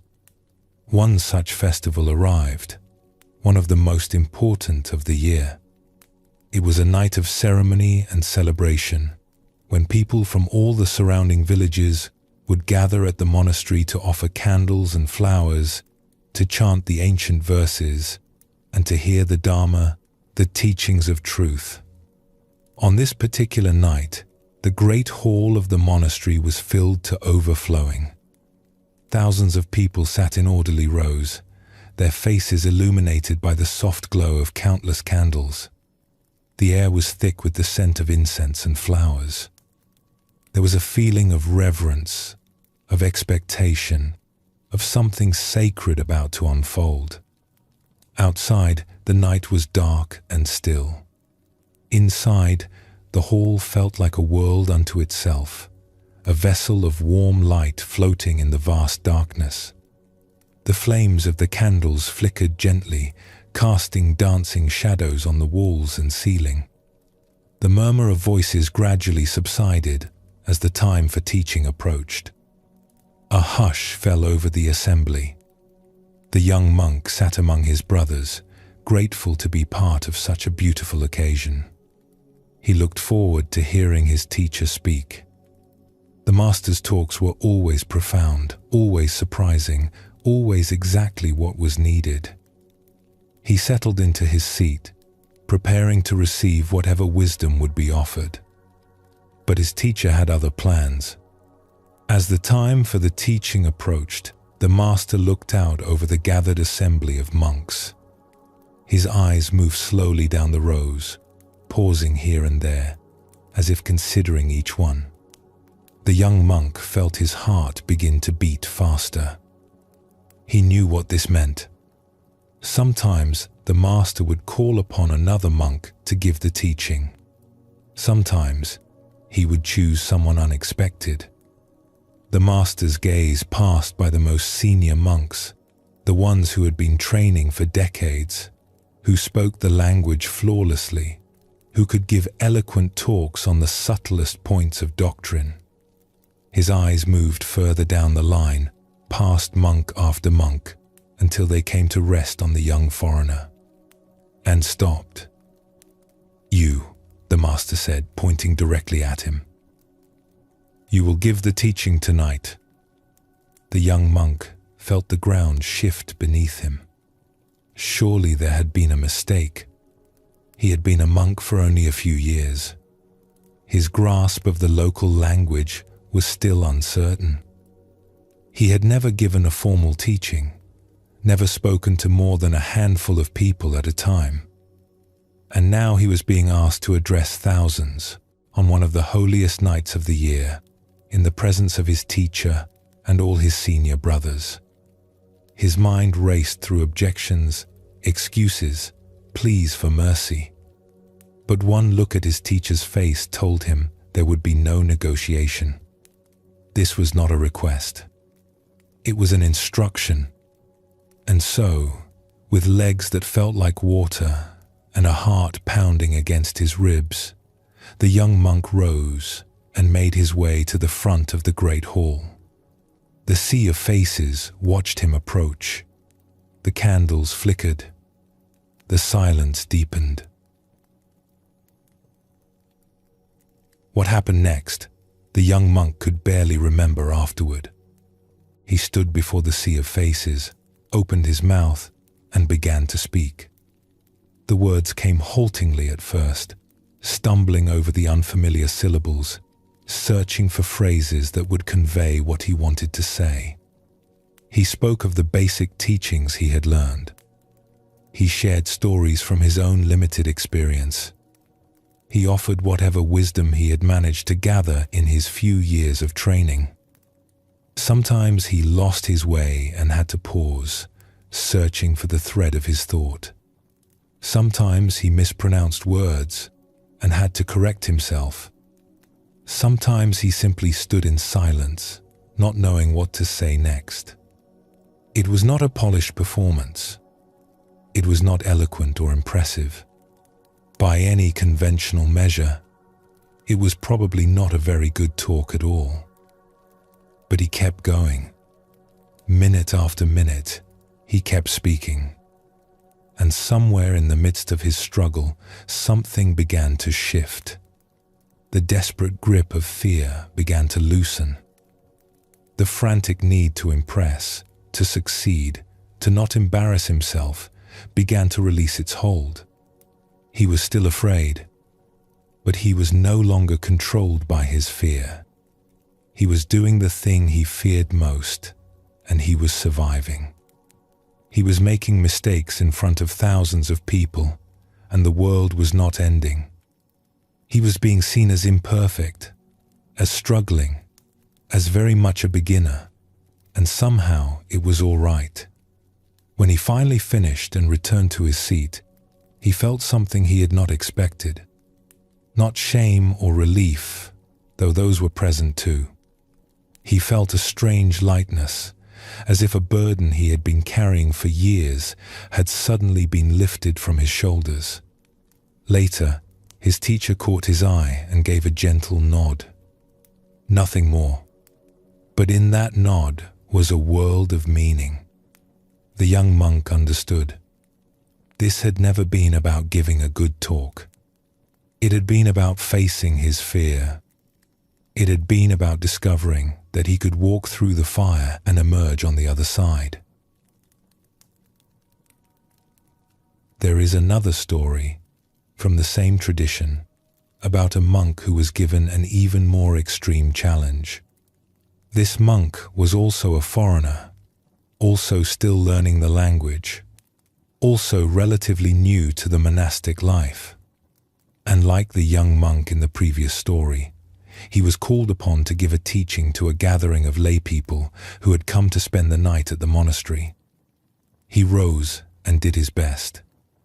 He spoke for an hour, struggling with the language, losing his train of thought, repeating himself when he ran out of new things to say.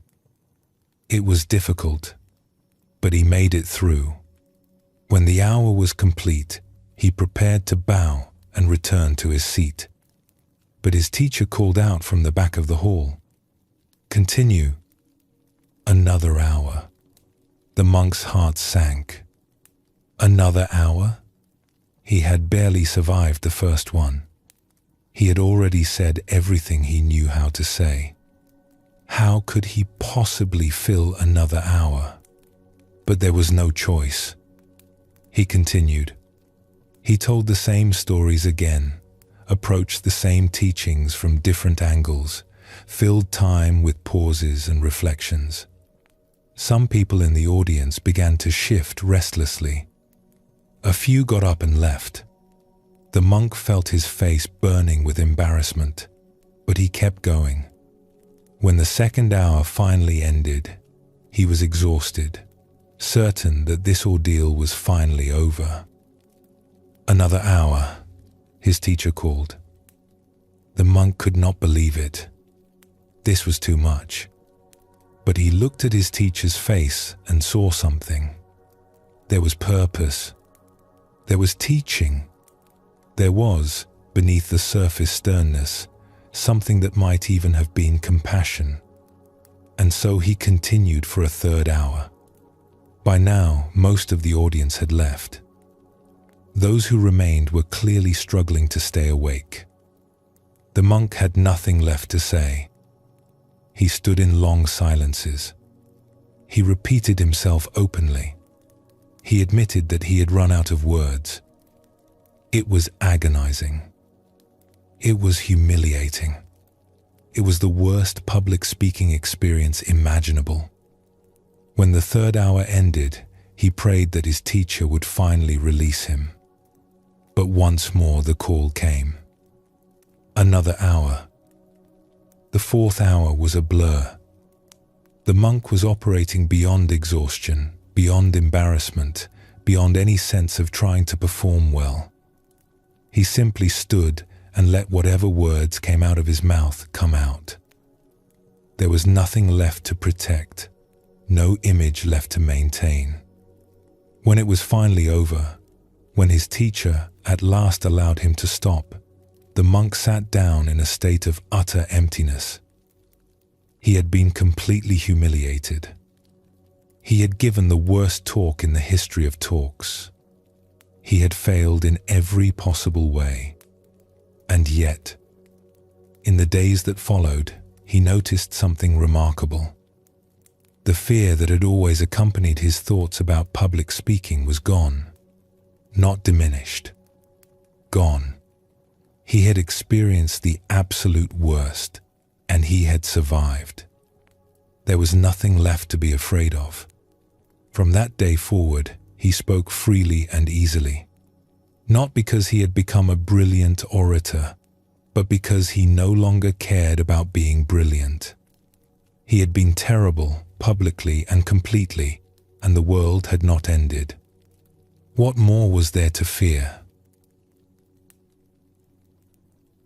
These stories illuminate a profound paradox in our relationship with fear. We spend enormous energy trying to avoid the things we fear, trying to make sure the worst case never happens. But often, it is only by going through the worst case that we become truly free. As long as we are avoiding our fears, those fears retain their power over us. They remain dark unknowns, monsters lurking just out of sight, capable of anything our imagination can conjure. We tiptoe around them, shape our lives to evade them, sacrifice opportunities and experiences to keep them at bay. And all the while, they grow larger in our minds. But when we face a fear directly, something shifts. The monster comes into the light, and we see it for what it actually is. Often it is smaller than we thought, less powerful, less terrible. And even when it is as difficult as we feared, we discover that we can survive it. We discover that we are larger than our fear. The Buddha spoke of this in his own journey. Before his enlightenment, he faced his deepest fears directly. He sat beneath a tree and refused to move, even as the forces of doubt and terror assailed him. He did not run. He did not seek safety. He met what arose with steadiness and presence, and in doing so, he found liberation. This is not to say that we should seek out suffering or deliberately put ourselves in harm's way. The path is not one of masochism or self-punishment, but it does suggest that our constant avoidance of difficulty may be keeping us trapped in fear, and that sometimes the way forward is through. When we face our fears directly, something changes in us. We discover that we are stronger than we thought. We discover that the things we dreaded are survivable. We discover that our worth is not actually diminished by failure, embarrassment, or struggle. These discoveries cannot be made from a safe distance. They can only be made by walking into the fire. The teachers in these stories might seem harsh, even unkind. Why would they put their students through such ordeals? Why not protect them, encourage them, build them up gradually? But these teachers understood something important. They understood that certain fears cannot be talked away. They cannot be reasoned with or gradually diminished through gentle exposure. They can only be faced. And sometimes, the most compassionate thing a teacher can do is to push a student into the very situation they most want to avoid. This is not done carelessly or without wisdom. A good teacher knows their students. They know who is ready for such a challenge and who is not. They know how far to push and when to relent. And they are present throughout the ordeal, holding space, offering silent support, ready to catch the student if they truly fall. The young monks in these stories were not abandoned to their fate. Their teachers were watching, aware of what was happening, available if truly needed. The ordeals were contained, bounded, survivable. They were difficult enough to transform, but not so difficult as to destroy. This is the art of teaching through challenge. It requires great skill and even greater compassion. It requires seeing the student's potential, not just their current limitations. It requires being willing to be seen as harsh or unkind in the moment, for the sake of the student's ultimate freedom. Most of us do not have teachers who will push us into our fears in this dramatic way. But life itself often serves this function. Life has a way of presenting us with exactly the challenges we most need, whether we want them or not. The person who fears abandonment finds themselves abandoned. The person who fears failure finds themselves failing. The person who fears being seen finds themselves suddenly visible. Life seems to have an uncanny ability to locate our fears and place us directly in front of them. This can feel unfair, even cruel. Why should we have to face the very things we most dread? Why does life not allow us to avoid what frightens us, to stay safe in our comfortable patterns? But perhaps there is wisdom in this seeming cruelty. Perhaps life, like a good teacher, knows that certain lessons can only be learned in certain ways. Perhaps the things we most fear are precisely the things we most need to face in order to grow into who we are meant to become. We can meet these moments in different ways. We can resist them, fighting against our circumstances, trying desperately to escape the very thing that has come to teach us. Or we can recognize them for what they are, opportunities disguised as disasters, crucibles in which something new can be forged. This is not easy. When we are in the midst of facing our fears, it does not feel like an opportunity. It feels like catastrophe. It feels like everything is going wrong. It feels like we are being punished or persecuted by a hostile universe. But if we can hold steady, if we can stay present with what is happening without running away, we may discover the same thing those young monks discovered. We may find that we are more resilient than we knew. We may find that the worst case, when it actually arrives, is not as terrible as we imagined. We may find a freedom on the other side that we could never have found any other way. One of the most liberating experiences in life is the experience of having nothing to lose. When everything we were protecting has already been lost, when the worst has already happened, when there is no image left to maintain and no reputation left to protect, a strange lightness descends. This is what the monk discovered after his 4 hours of failure. He had lost everything. His reputation as a competent speaker, his image as someone who had something worthwhile to say, his pride, his dignity, his sense of being able to perform adequately in public. All of it gone. And in that loss, he found freedom. There was nothing left to fear because there was nothing left to lose. He could speak or not speak, succeed or fail, impress or disappoint, and none of it mattered anymore. The stakes had been removed. The pressure had dissolved. He was free to simply be himself, whatever that turned out to look like. Many of the great spiritual teachers speak of this experience. They describe moments when everything fell away, when all their strategies for self-protection collapsed, when they found themselves naked and defenseless before life. And they describe these moments not as disasters, but as doorways, openings into a freedom that could not have been found any other way. We do not need to manufacture such moments. Life will provide them, in its own time, in its own way.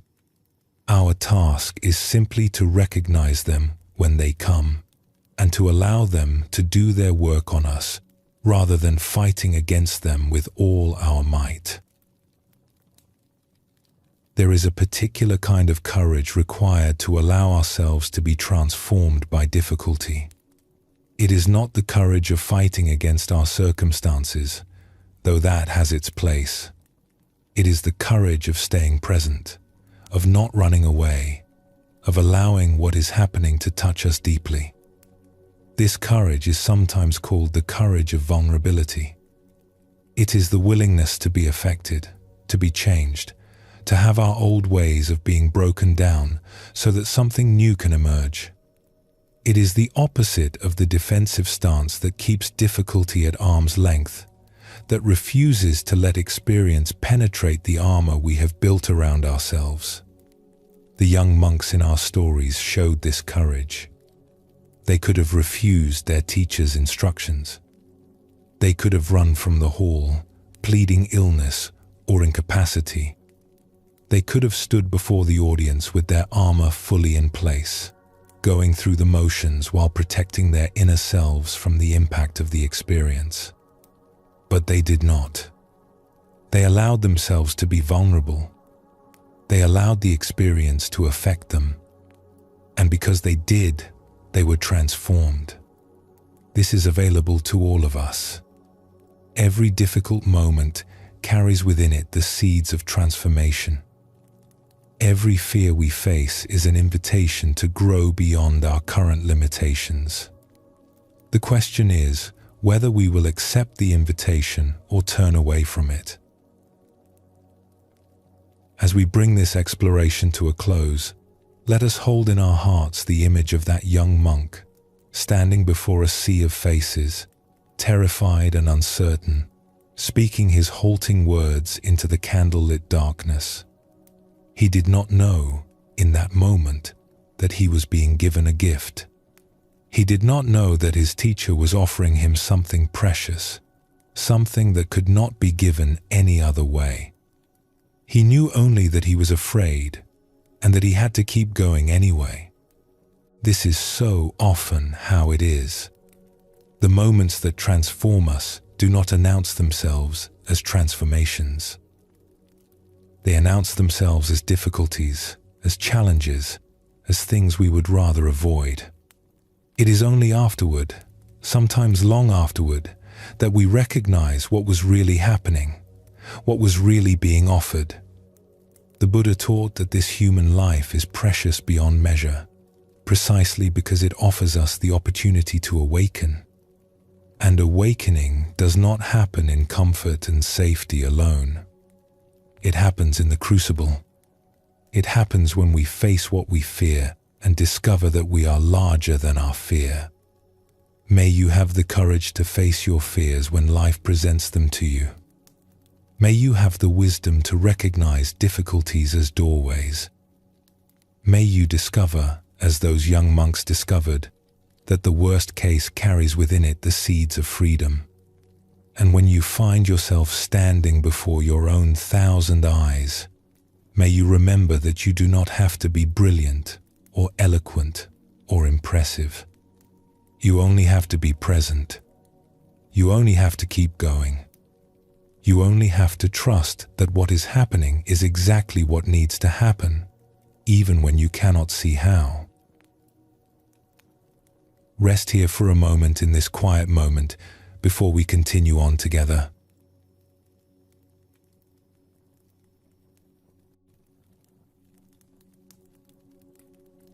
We have been exploring what happens when we face our fears directly, when we walk through the fire and discover that we can survive what we thought would destroy us. We have seen that freedom often waits on the other side of the very experiences we most want to avoid. Now let us turn to something closely related, something that lies at the heart of so much of our fear: the need to control. Most of us spend a great deal of energy trying to control our lives. We make plans. We anticipate problems. We strategize and prepare. We try to think of every contingency, every possible thing that might go wrong, and we develop responses for each one. This seems sensible. It seems responsible.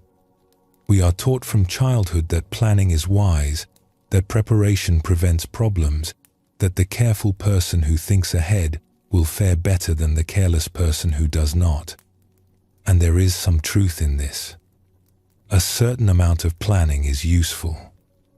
It would be foolish to set out on a long journey without any thought of provisions, or to undertake a complex project without any sense of how to approach it. But there is a point where planning tips over into something else. There is a point where it becomes not a practical tool but an expression of fear. And when planning becomes fear-driven, it begins to cause more problems than it solves. Why do we feel such a strong need to control our lives? If we look closely, we often find that this need has its roots in pain. Somewhere in our past, something happened that we did not expect. Something hurt us. Something went wrong in a way we could not have anticipated. And in the aftermath of that pain, we made a silent vow. Never again. I will make sure this never happens again. And so we began to plan. We began to anticipate. We began to try to see around every corner, to prepare for every possibility, to leave nothing to chance. We built elaborate systems of control, all designed to protect us from ever being caught off guard again. This is understandable. It is a natural response to pain. When we have been hurt, we want to make sure we are not hurt again. And control seems to offer that assurance. If we can just plan well enough, prepare thoroughly enough, anticipate accurately enough, surely we can keep ourselves safe. But here is what we discover over time. We cannot control life. No matter how carefully we plan, no matter how thoroughly we prepare, life has a way of surprising us. Things happen that we could not have foreseen. Circumstances arise that we could not have anticipated. Our most careful plans are swept away by events we never imagined. And so our planning intensifies. If the last plan failed, we think, we simply need a better plan. More thorough, more comprehensive, more airtight. We double down on control, trying harder and harder to manage a reality that refuses to be managed. This is exhausting work, and it does not lead where we hope it will lead. It does not lead to safety. It leads to anxiety. It leads to rigidity. It leads to a kind of brittle tension that makes us less capable of responding to life as it actually unfolds. There is a deep irony in our attempts to control. The very control that we employ to create safety often creates the opposite. Consider the person who is so afraid of being abandoned that they try to control their relationships. They monitor, they check, they demand constant reassurance. They try to manage every aspect of their partner's behavior, hoping to ensure that the partner will never leave. But this controlling behavior pushes people away. It suffocates intimacy. It makes the relationship feel like a prison rather than a sanctuary. And eventually, the partner does leave, not because they were going to leave all along, but because the controlling behavior became unbearable. The fear of abandonment, expressed through control, created the very abandonment it was trying to prevent. Or consider the person who is so afraid of failure that they plan obsessively for every possible outcome. They cannot make a decision without analyzing it from every angle. They cannot take action without being certain of the result. They try to eliminate all risk, all uncertainty, all possibility of things going wrong. But this obsessive planning paralyzes them. While they are busy planning, others are acting.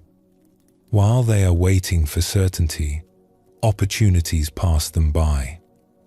And eventually, they fail. Not because they were incapable, but because their fear of failure prevented them from ever truly trying. The fear of failure, expressed through excessive control, created the very failure it was trying to prevent. This pattern appears again and again. The control that arises from fear tends to create what it fears. It is a kind of self-fulfilling prophecy, a trap that tightens the more we struggle against it. There is a story about a person who was overseeing the building of a community gathering place. Many decisions needed to be made. What materials to use? What colors to paint the walls? How to arrange the rooms? Countless details, each of which someone had an opinion about. People would come to this person constantly, seeking guidance. Should we use this kind of wood or that kind? Should the windows face east or west? Should the main hall be large and open or divided into smaller spaces? And to almost every question, this person had the same response. That will do. At first, people were confused by this. They expected careful deliberation, strong opinions, detailed analysis of every option. They expected the person in charge to control every aspect of the project, to ensure that everything was exactly right. But that will do was all they got. And something remarkable happened. The project moved forward smoothly. Decisions that might have taken days of agonizing were made in moments. People stopped worrying so much about getting everything perfect and started simply doing what needed to be done. The atmosphere shifted from tension to ease, from anxiety to creativity. And the finished building was beautiful. Not because every detail had been obsessively controlled, but because the people working on it had been free to bring their own gifts, their own ideas, their own creativity to the task. The space that had been created by releasing control was filled by something better than control could have produced. That will do turned out to be a profound teaching in disguise. It was not carelessness or indifference. It was trust. Trust that things would work out. Trust that the people involved were capable. Trust that perfection was not necessary and that good enough was, in fact, good enough. We live in a time of unprecedented choice. Our ancestors faced a small number of options in most areas of life. What to eat was determined by what was available. What to wear was determined by what could be made. What to do for work was often determined by family tradition. But we face hundreds, sometimes thousands of choices in even the smallest matters. What to eat requires navigating endless options, cuisines, ingredients, preparations. What to wear requires selecting from vast arrays of styles, colors, fabrics. Even something as simple as choosing a color for a wall can involve studying charts with hundreds of shades, each subtly different from the next. This abundance of choice seems like a gift, but it carries a hidden burden. Each choice becomes an opportunity for fear. What if I choose wrong? What if there was a better option? What if this decision leads to regret? And so we agonize. We research. We compare. We seek opinions. We delay and deliberate, trying to be sure, trying to make the perfect choice. And often, we end up exhausted and dissatisfied, not because we chose poorly, but because the process of choosing drained all the joy out of whatever we chose. There is an old teaching that suggests much of this agonizing is unnecessary. The teaching is simple. There is no wrong choice. This seems impossible at first. Surely some choices are better than others. Surely some decisions lead to good outcomes and others to bad ones. How can there be no wrong choice? But consider this. Whatever choice you make, you will bring yourself to it. You will bring your creativity, your resilience, your capacity to adapt and grow. You will work with what you have chosen. You will learn from it, adjust to it, make something of it. The person who chooses one path and walks it wholeheartedly will often fare better than the person who chooses the perfect path but walks it half-heartedly, always wondering about the roads not taken. The choice matters less than what we bring to the choice, and so the agonizing is revealed as unnecessary. Choose, and then bring your full self to what you have chosen. That is enough. That will do. If we release our grip on planning and control, what do we put in their place? How do we face an uncertain future, if not by trying to anticipate and prepare for every possibility? There is a teaching that offers a surprisingly simple answer. The only preparation you truly need is to prepare your heart. Specifically, this means cultivating kindness. If you walk into any situation with a heart full of kindness, you are prepared for whatever that situation might bring. You do not need to know in advance what will happen. You do not need a plan for every contingency. You simply need to be kind. Think about this for a moment. When we try to plan for the future, we are essentially trying to figure out what to do in situations that have not yet arisen. But we cannot know what those situations will be. We cannot know what will be needed. Our plans, however elaborate, will always be incomplete. But kindness is always appropriate. Whatever happens, kindness is a fitting response. If someone is suffering, kindness meets them where they are. If someone is joyful, kindness celebrates with them. If there is conflict, kindness seeks resolution. If there is confusion, kindness offers patience. Kindness is not a single strategy, but a way of being that generates appropriate responses to whatever arises. It is flexible where plans are rigid. It adapts where preparations fall short. It draws on a deeper wisdom than the calculating mind can access. The Buddha spoke of kindness as one of the divine abodes, one of the highest states of mind available to human beings. When we dwell in kindness, we dwell in safety. Not the false safety of control, which is always being threatened by circumstances beyond our control, but the true safety of a heart that is at home in any situation, ready to meet whatever comes with an open and generous spirit. Alongside kindness, there is another quality that serves us better than planning. That quality is presence. When we are truly present, we are fully available to this moment. We are not lost in thoughts about the future, worrying about what might happen, planning our responses to imaginary scenarios. We are here, now, attentive to what is actually occurring. And from this place of presence, we can respond appropriately to whatever arises. We do not need to have figured it out in advance.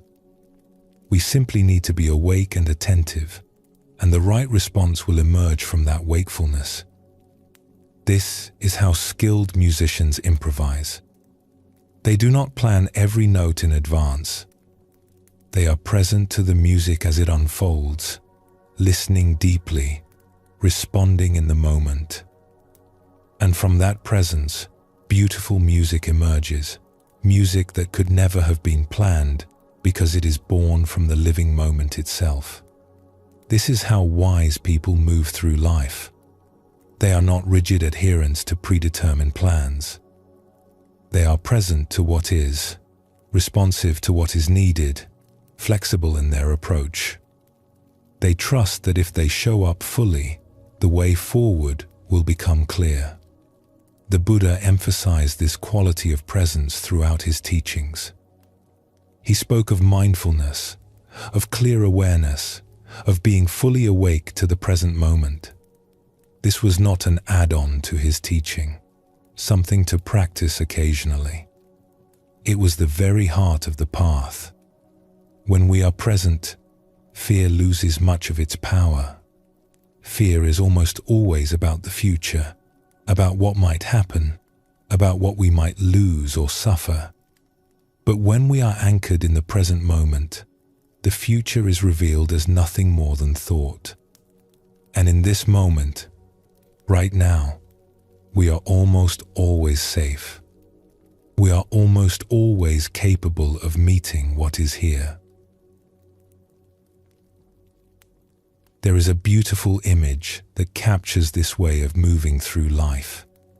It is the image of a river. A river does not plan its course. It does not analyze the terrain in advance and decide the optimal path to the sea. It simply flows. When it meets an obstacle, it goes around. When it finds a low place, it fills it. When it encounters a steep decline, it rushes. When it reaches a flat plain, it meanders. The river is endlessly adaptive because it is not attached to any particular route. It responds to what is in front of it, moment by moment, and in doing so, it always finds its way. We can learn to be like the river. We can release our insistence on a particular outcome, a particular path, a particular way things should unfold. We can meet each moment as it comes, responding to what is, rather than fighting for what we think should be. This is not passivity. The river is immensely powerful. It carves canyons. It shapes landscapes. It brings life wherever it goes. But its power comes not from forcing its will on the terrain, but from its willingness to work with the terrain, to find the path of least resistance while never losing its essential direction. We too have an essential direction. We too have somewhere we are going, something we are becoming. But we do not need to force our way there. We can trust the flow. We can release the struggle. We can let life carry us, even as we bring our own energy and intention to the journey. Let us sit with the radical simplicity of what we have been considering. What if we do not need all those plans? What if the elaborate strategies and contingencies we construct are not helping us, but exhausting us? What if there is a simpler way? The teaching is this: prepare your heart, not your defenses. Cultivate kindness and presence, not plans and controls. Show up fully to each moment, and trust that the moment will show you what is needed. This does not mean we become careless or irresponsible.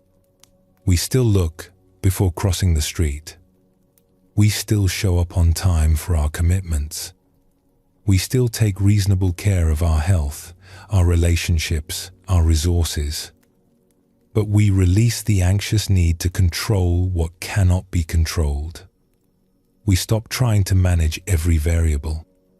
We accept that life is uncertain and always will be, and we find our safety not in certainty, but in our own capacity to respond to whatever comes. That will do becomes our mantra, not as an expression of giving up, but as an expression of trust. Trust that we are capable. Trust that the universe is not hostile. Trust that good enough is good enough, and that perfection is neither possible nor necessary.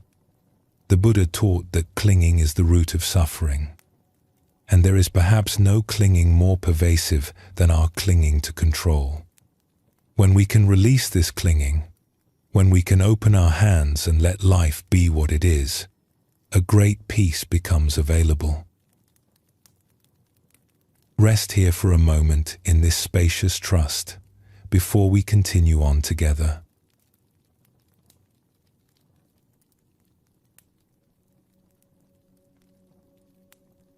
We have been exploring the freedom that comes from releasing our grip on control, from trusting the flow of life rather than fighting to manage every detail.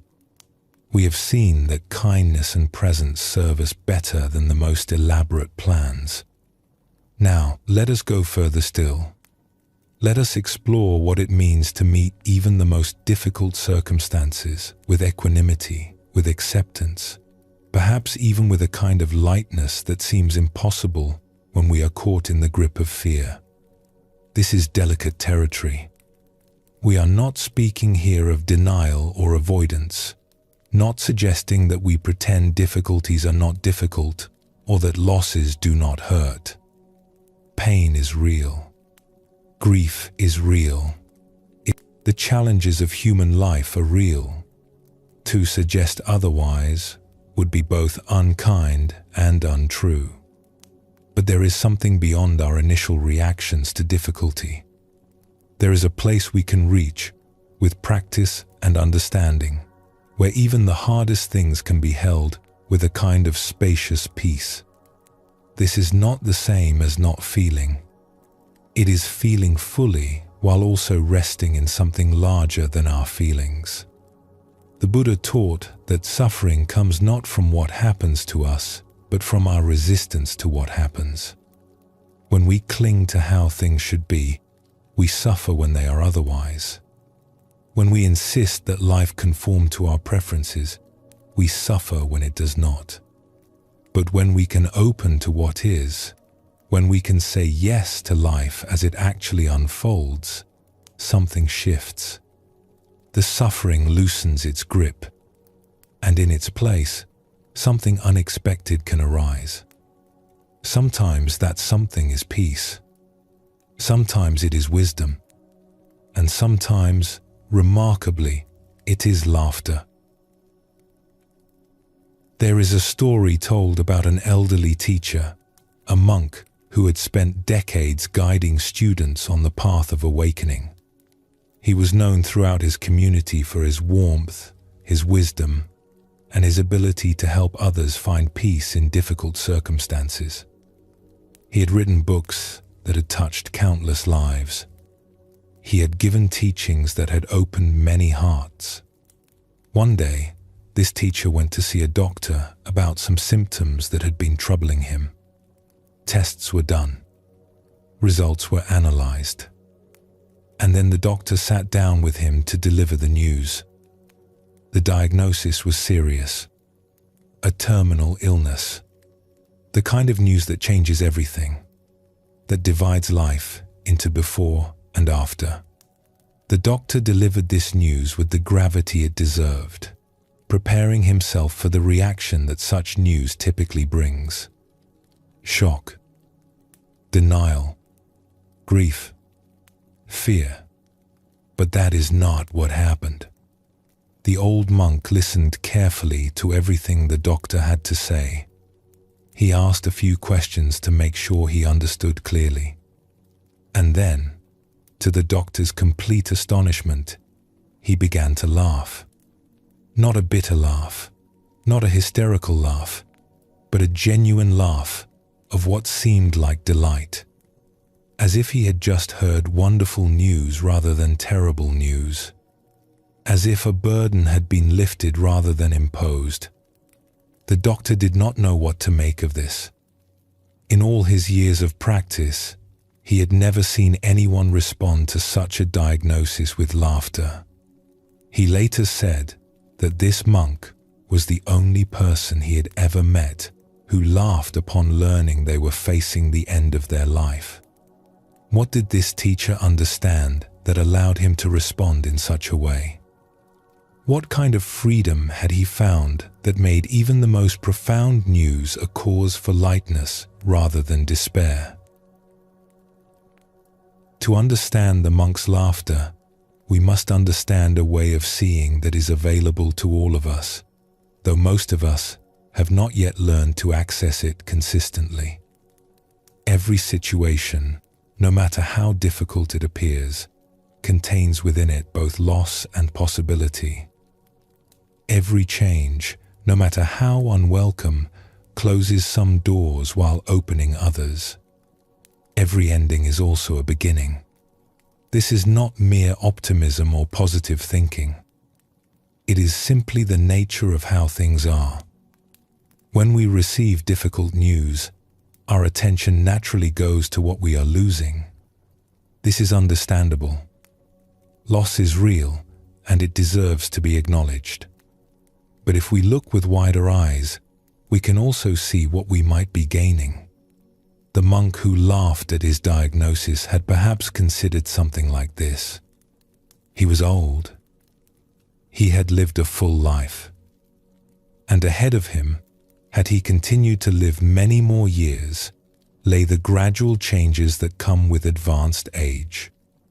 The slow shifting of faculties, the increasing need for support from others, the particular challenges that sometimes accompany the final years of a very long life. But now, it seemed, his journey would come to its natural completion sooner than expected. He would not have to endure years of uncertainty about his own capacities. He would complete his time here while he was still himself, still able to teach, still able to love, still able to be fully present with those who came to him. Is this not, in its strange way, a kind of gift? We do not know exactly what the monk was thinking. Perhaps his reasons were different from these.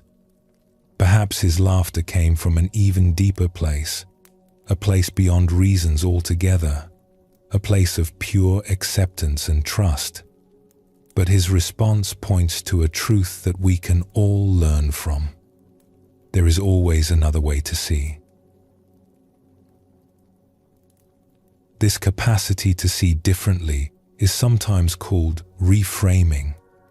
It is the ability to take a situation that appears one way and find another way to understand it. Not to deny the difficulty, but to expand our view so that the difficulty is not all we can see. This is not about pretending that hard things are easy. It is not about forcing a smile when we are in pain. It is about recognizing that our initial reaction to events is not the only possible reaction, and that with practice, we can learn to find perspectives that bring us more peace. The Buddha spoke of right view as the first step on the Noble Eightfold Path. Right view is not about seeing things the way we wish they were, but about seeing them clearly and completely. And complete seeing always includes more than our fear-driven first impressions reveal. Consider the fear of losing a job. For many people, this is a significant source of anxiety, especially in uncertain economic times. The mind generates frightening pictures. How will I pay my bills? What will happen to my family? What if I cannot find another position? The fear is real and understandable. But let us look again. What else might job loss contain, besides loss? It might contain rest. The person who has been working tirelessly, with no pause, suddenly has time. Time to breathe. Time to think. Time to remember what matters. The forced stopping, while frightening, might also be exactly what was needed. It might contain redirection. Perhaps that job was not the right fit. Perhaps it was draining more than it was giving. Perhaps there is work out there that would be more fulfilling, more aligned with deeper values. The loss of one door might be what finally pushes someone through a better door. It might contain simplification. The lifestyle that required that income might have been more burden than blessing. The loss might be an invitation to live more simply, more freely, with less to maintain and protect. None of this makes job loss pleasant. But it does suggest that job loss, like all things, contains more than one story. And the story we choose to tell ourselves makes an enormous difference in how we experience what happens to us. There is another common fear worth examining through this lens.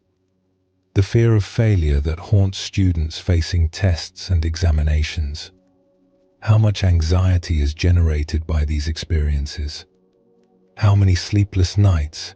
How many worried hours? How much suffering is caused by the fear of not performing well enough? The stakes feel so high. The consequences of failure seem so dire. But let us look again. What happens if you pass your examination? You advance to the next level. You face new challenges, new tests, new opportunities to fail. The pressure continues. The demands increase. You have earned the right to keep struggling. And what happens if you do not pass? Perhaps you take the test again, better prepared this time. Perhaps you find a different path, one that does not require this particular credential. Perhaps you discover that the thing you were pursuing was not what you really wanted after all, and the experience frees you to seek something better. Passing and not passing are not as different as they appear from the inside of our fear. Both lead somewhere. Both open certain doors and close others. Both are workable. Both contain possibilities. When we can see this clearly, the terror of failure begins to loosen. We still do our best, still prepare, still care about outcomes.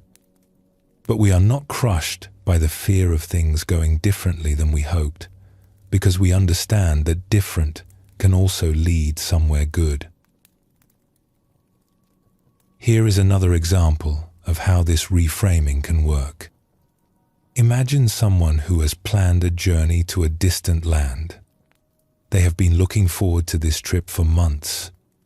But just before they are to depart, news arrives of some uncertainty in the region. Perhaps there is an illness spreading. Perhaps there is unrest. Perhaps there is simply unpredictable weather. Friends and family urge caution. Perhaps you should not go. What if something happens? The fear is contagious, and the traveler begins to waver. But let us look at this with wider eyes. What if they go and encounter difficulty? Perhaps they become unwell and must rest for a time. But resting in a foreign land, cared for by kind strangers, might be its own kind of adventure. They might meet people they would never have met otherwise. They might discover reserves of resilience they did not know they had.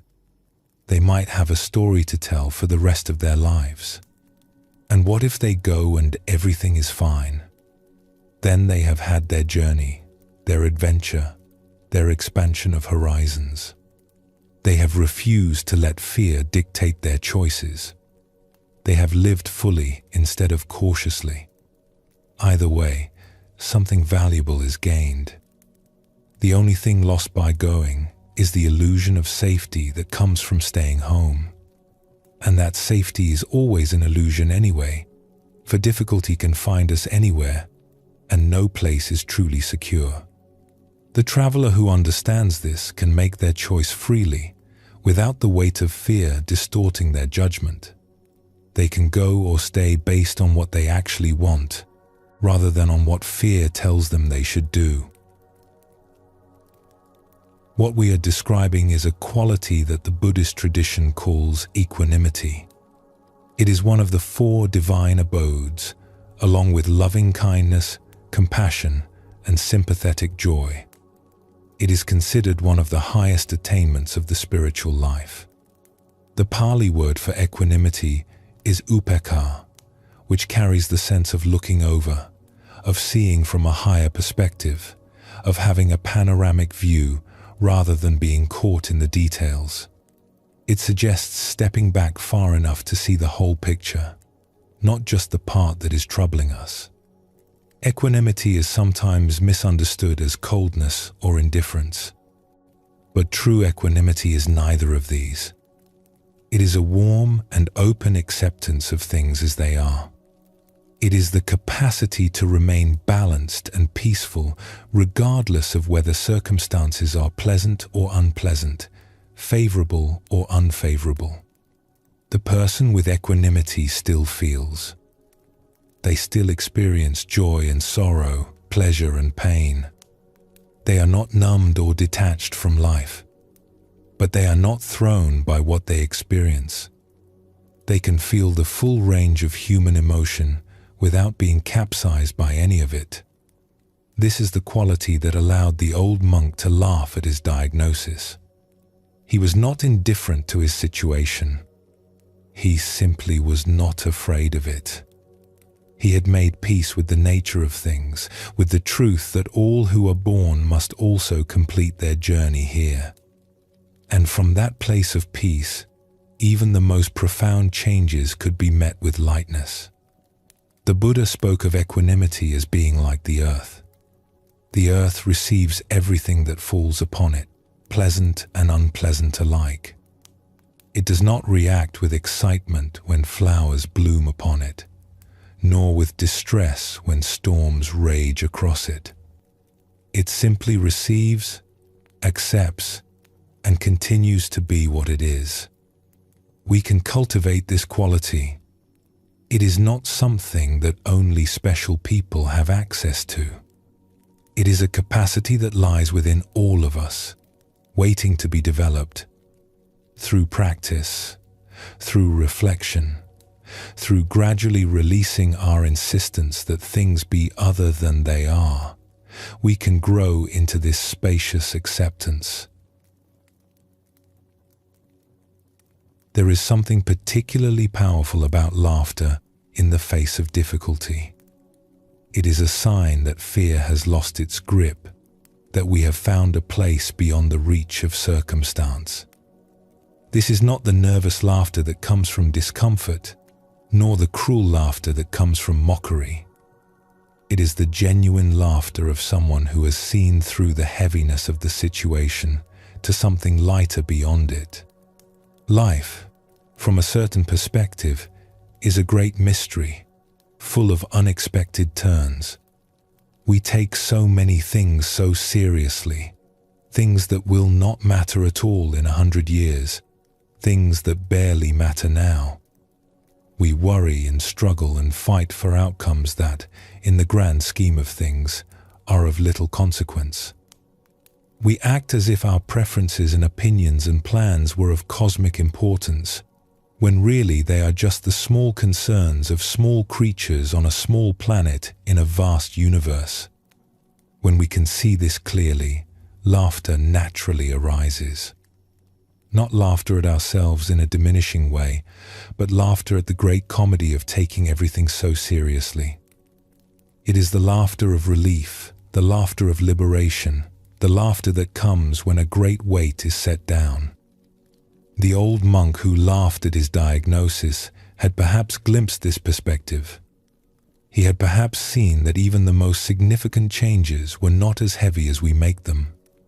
He had perhaps touched a place in himself that was larger than any circumstance, and from that place, laughter was the only fitting response.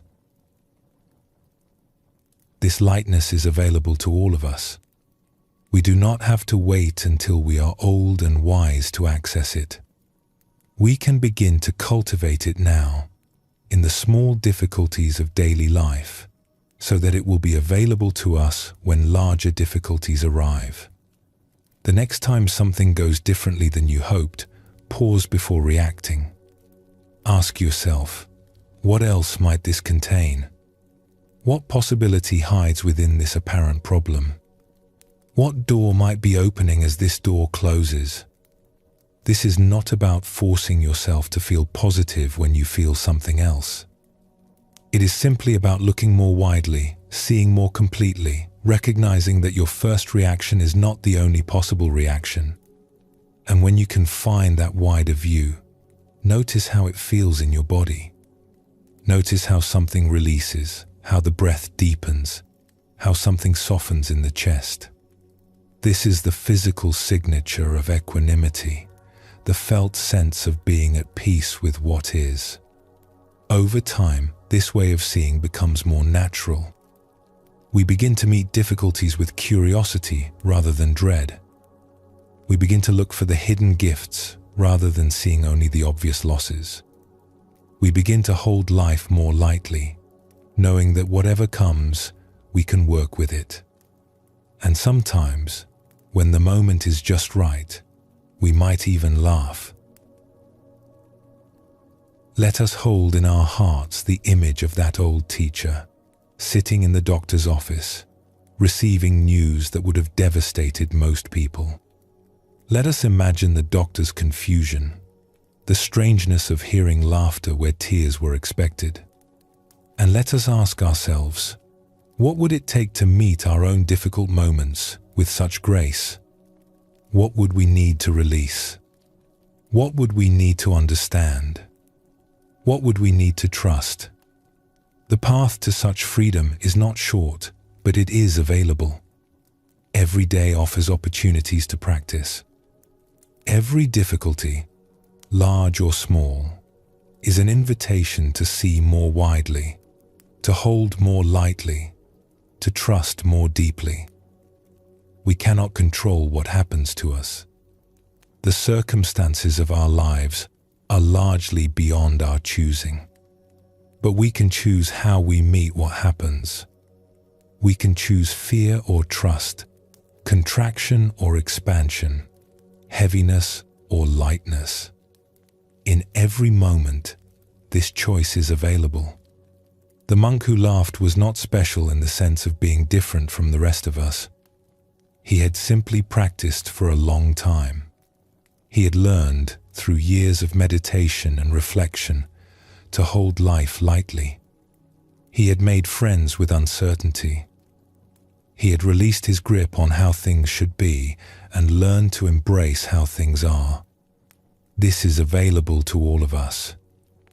Not all at once, but gradually, moment by moment, choice by choice.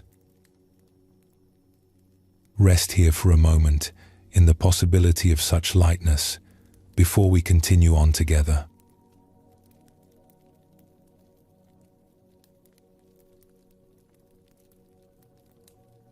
We have traveled far together on this journey through fear and freedom.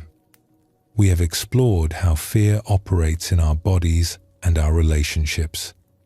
We have seen how the constructed self creates so much of our anxiety, and how facing our fears directly can liberate us from their grip. We have discovered the freedom that comes from releasing control and trusting the flow of life. We have touched the lightness that is possible even in the most difficult circumstances. Now let us descend into the deepest waters. Let us explore what happens when we turn inward into the stillness of meditation and begin to release our grip on even the most fundamental things we think we are. This is delicate territory. The fears we encounter in meditation are different from the fears of daily life. They are subtler, more primal, closer to the root of our being. They do not announce themselves with racing hearts and sweating palms. They whisper from deeper places, from the very foundations of how we understand ourselves and our place in the world. And yet, these deep fears follow the same patterns we have been exploring all along. They arise from attachment, from clinging, from the belief that we must hold on to something to survive. They are born from the conviction that we are separate, limited, vulnerable, and that something terrible will happen if we let go. When we can release even these deep attachments, something remarkable becomes possible. A peace beyond ordinary peace. A freedom beyond ordinary freedom. The Buddha called this the end of suffering. Others have called it awakening, liberation, the discovery of our true nature. Let us explore what this might mean. Most of us, when we first turn our attention inward, discover something surprising. The mind is incredibly busy. There is a constant stream of thoughts, images, memories, plans, worries, fantasies. It is like a radio that never stops playing, a voice that never stops talking, a river that never stops flowing. The Buddhist teachings sometimes call this the monkey mind, because it leaps from branch to branch, never resting, always grasping at the next thing. Others have called it the second mouth, the one inside our heads that is always talking even when our outer mouth is silent. This busyness is so constant that we often do not notice it. It is the background noise of our existence, so familiar that it seems like silence. It is only when we sit down to meditate, when we try to be still and quiet, that we realize how loud it actually is. And for many people, this discovery is frightening.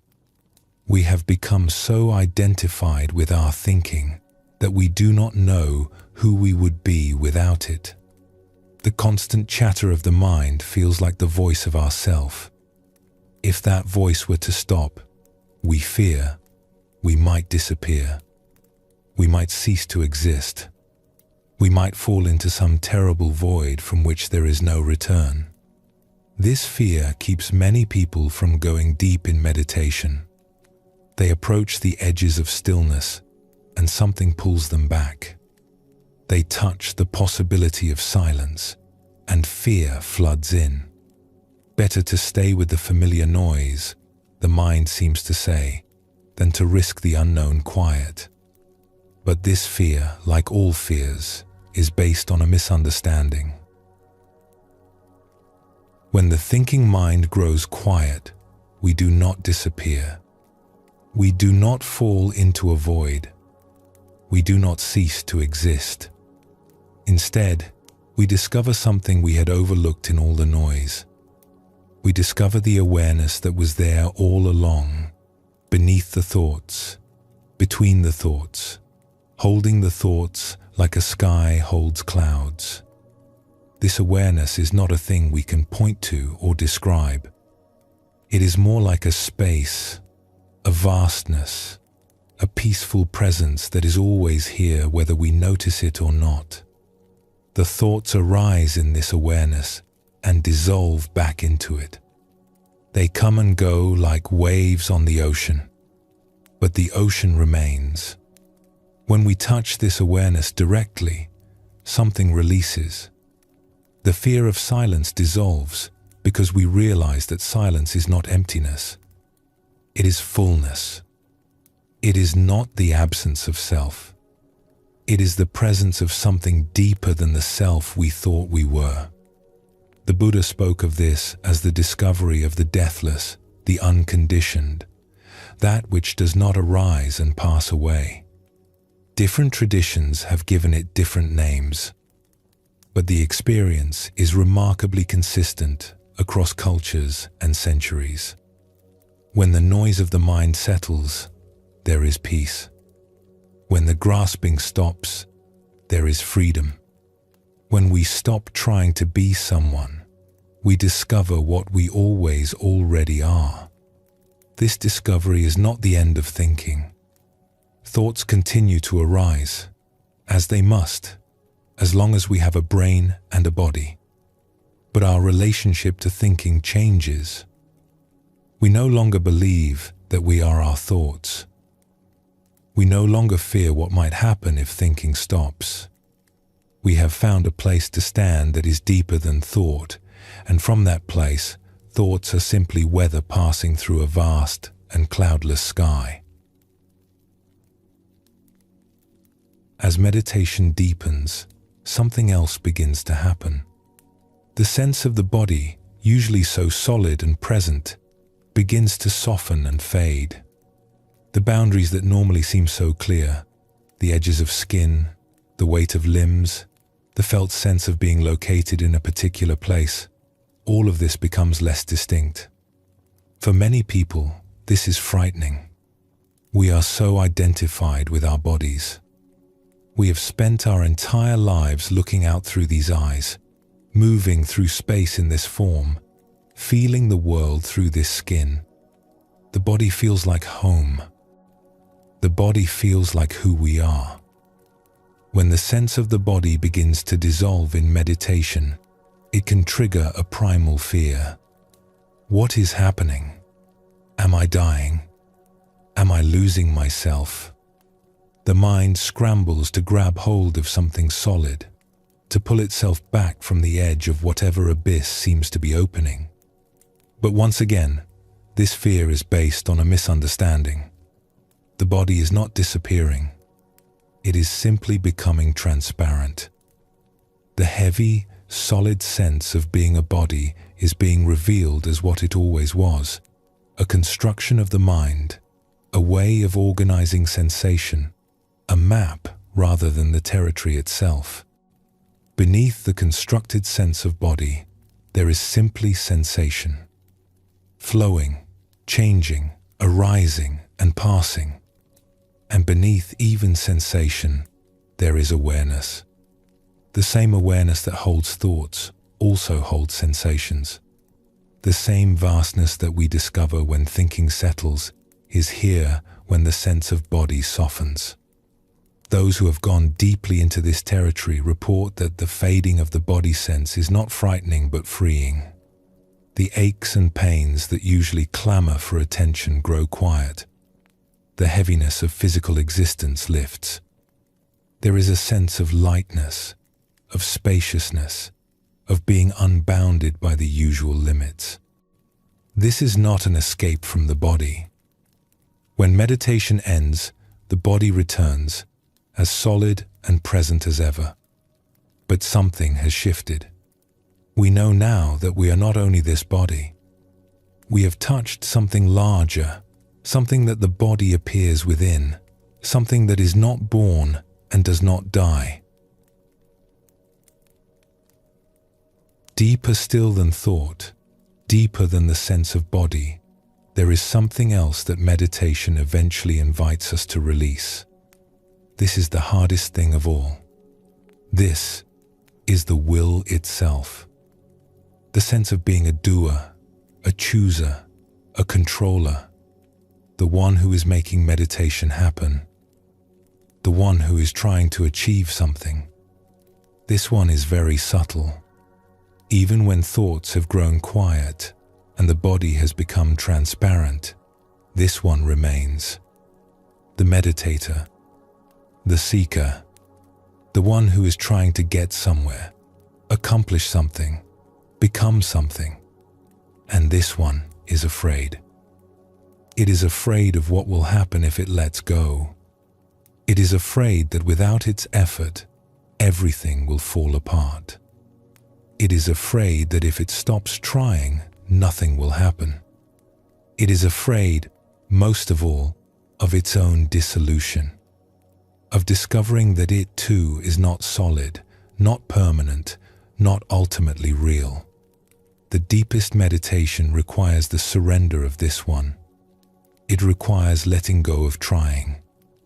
It requires releasing the effort to meditate, the goal of achieving anything, the very sense of being someone who is doing something.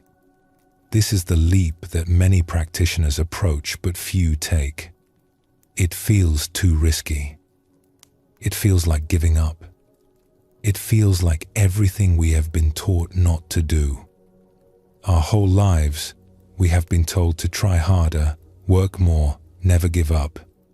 And now the path seems to require the exact opposite. But this surrender is not defeat. It is not passivity. It is not giving up in the ordinary sense. It is recognizing that the very effort to awaken is what is preventing awakening. It is seeing that the seeker is what obscures the sought. It is understanding that we cannot make freedom happen. We can only stop preventing it. When this surrender happens, even for a moment, something extraordinary can occur.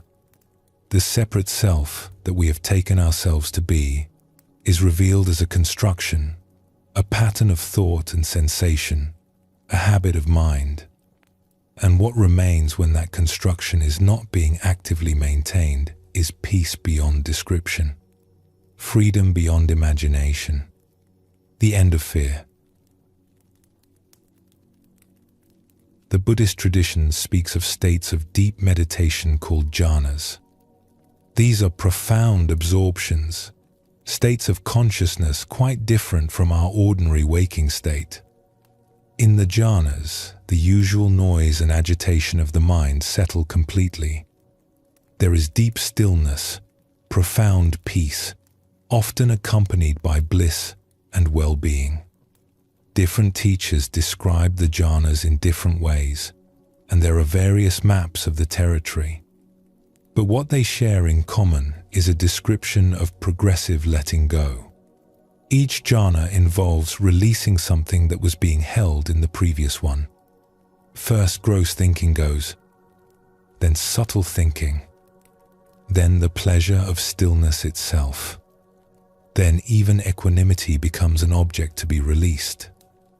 At the deepest levels, what remains is awareness itself, pure and empty, without content or coloring.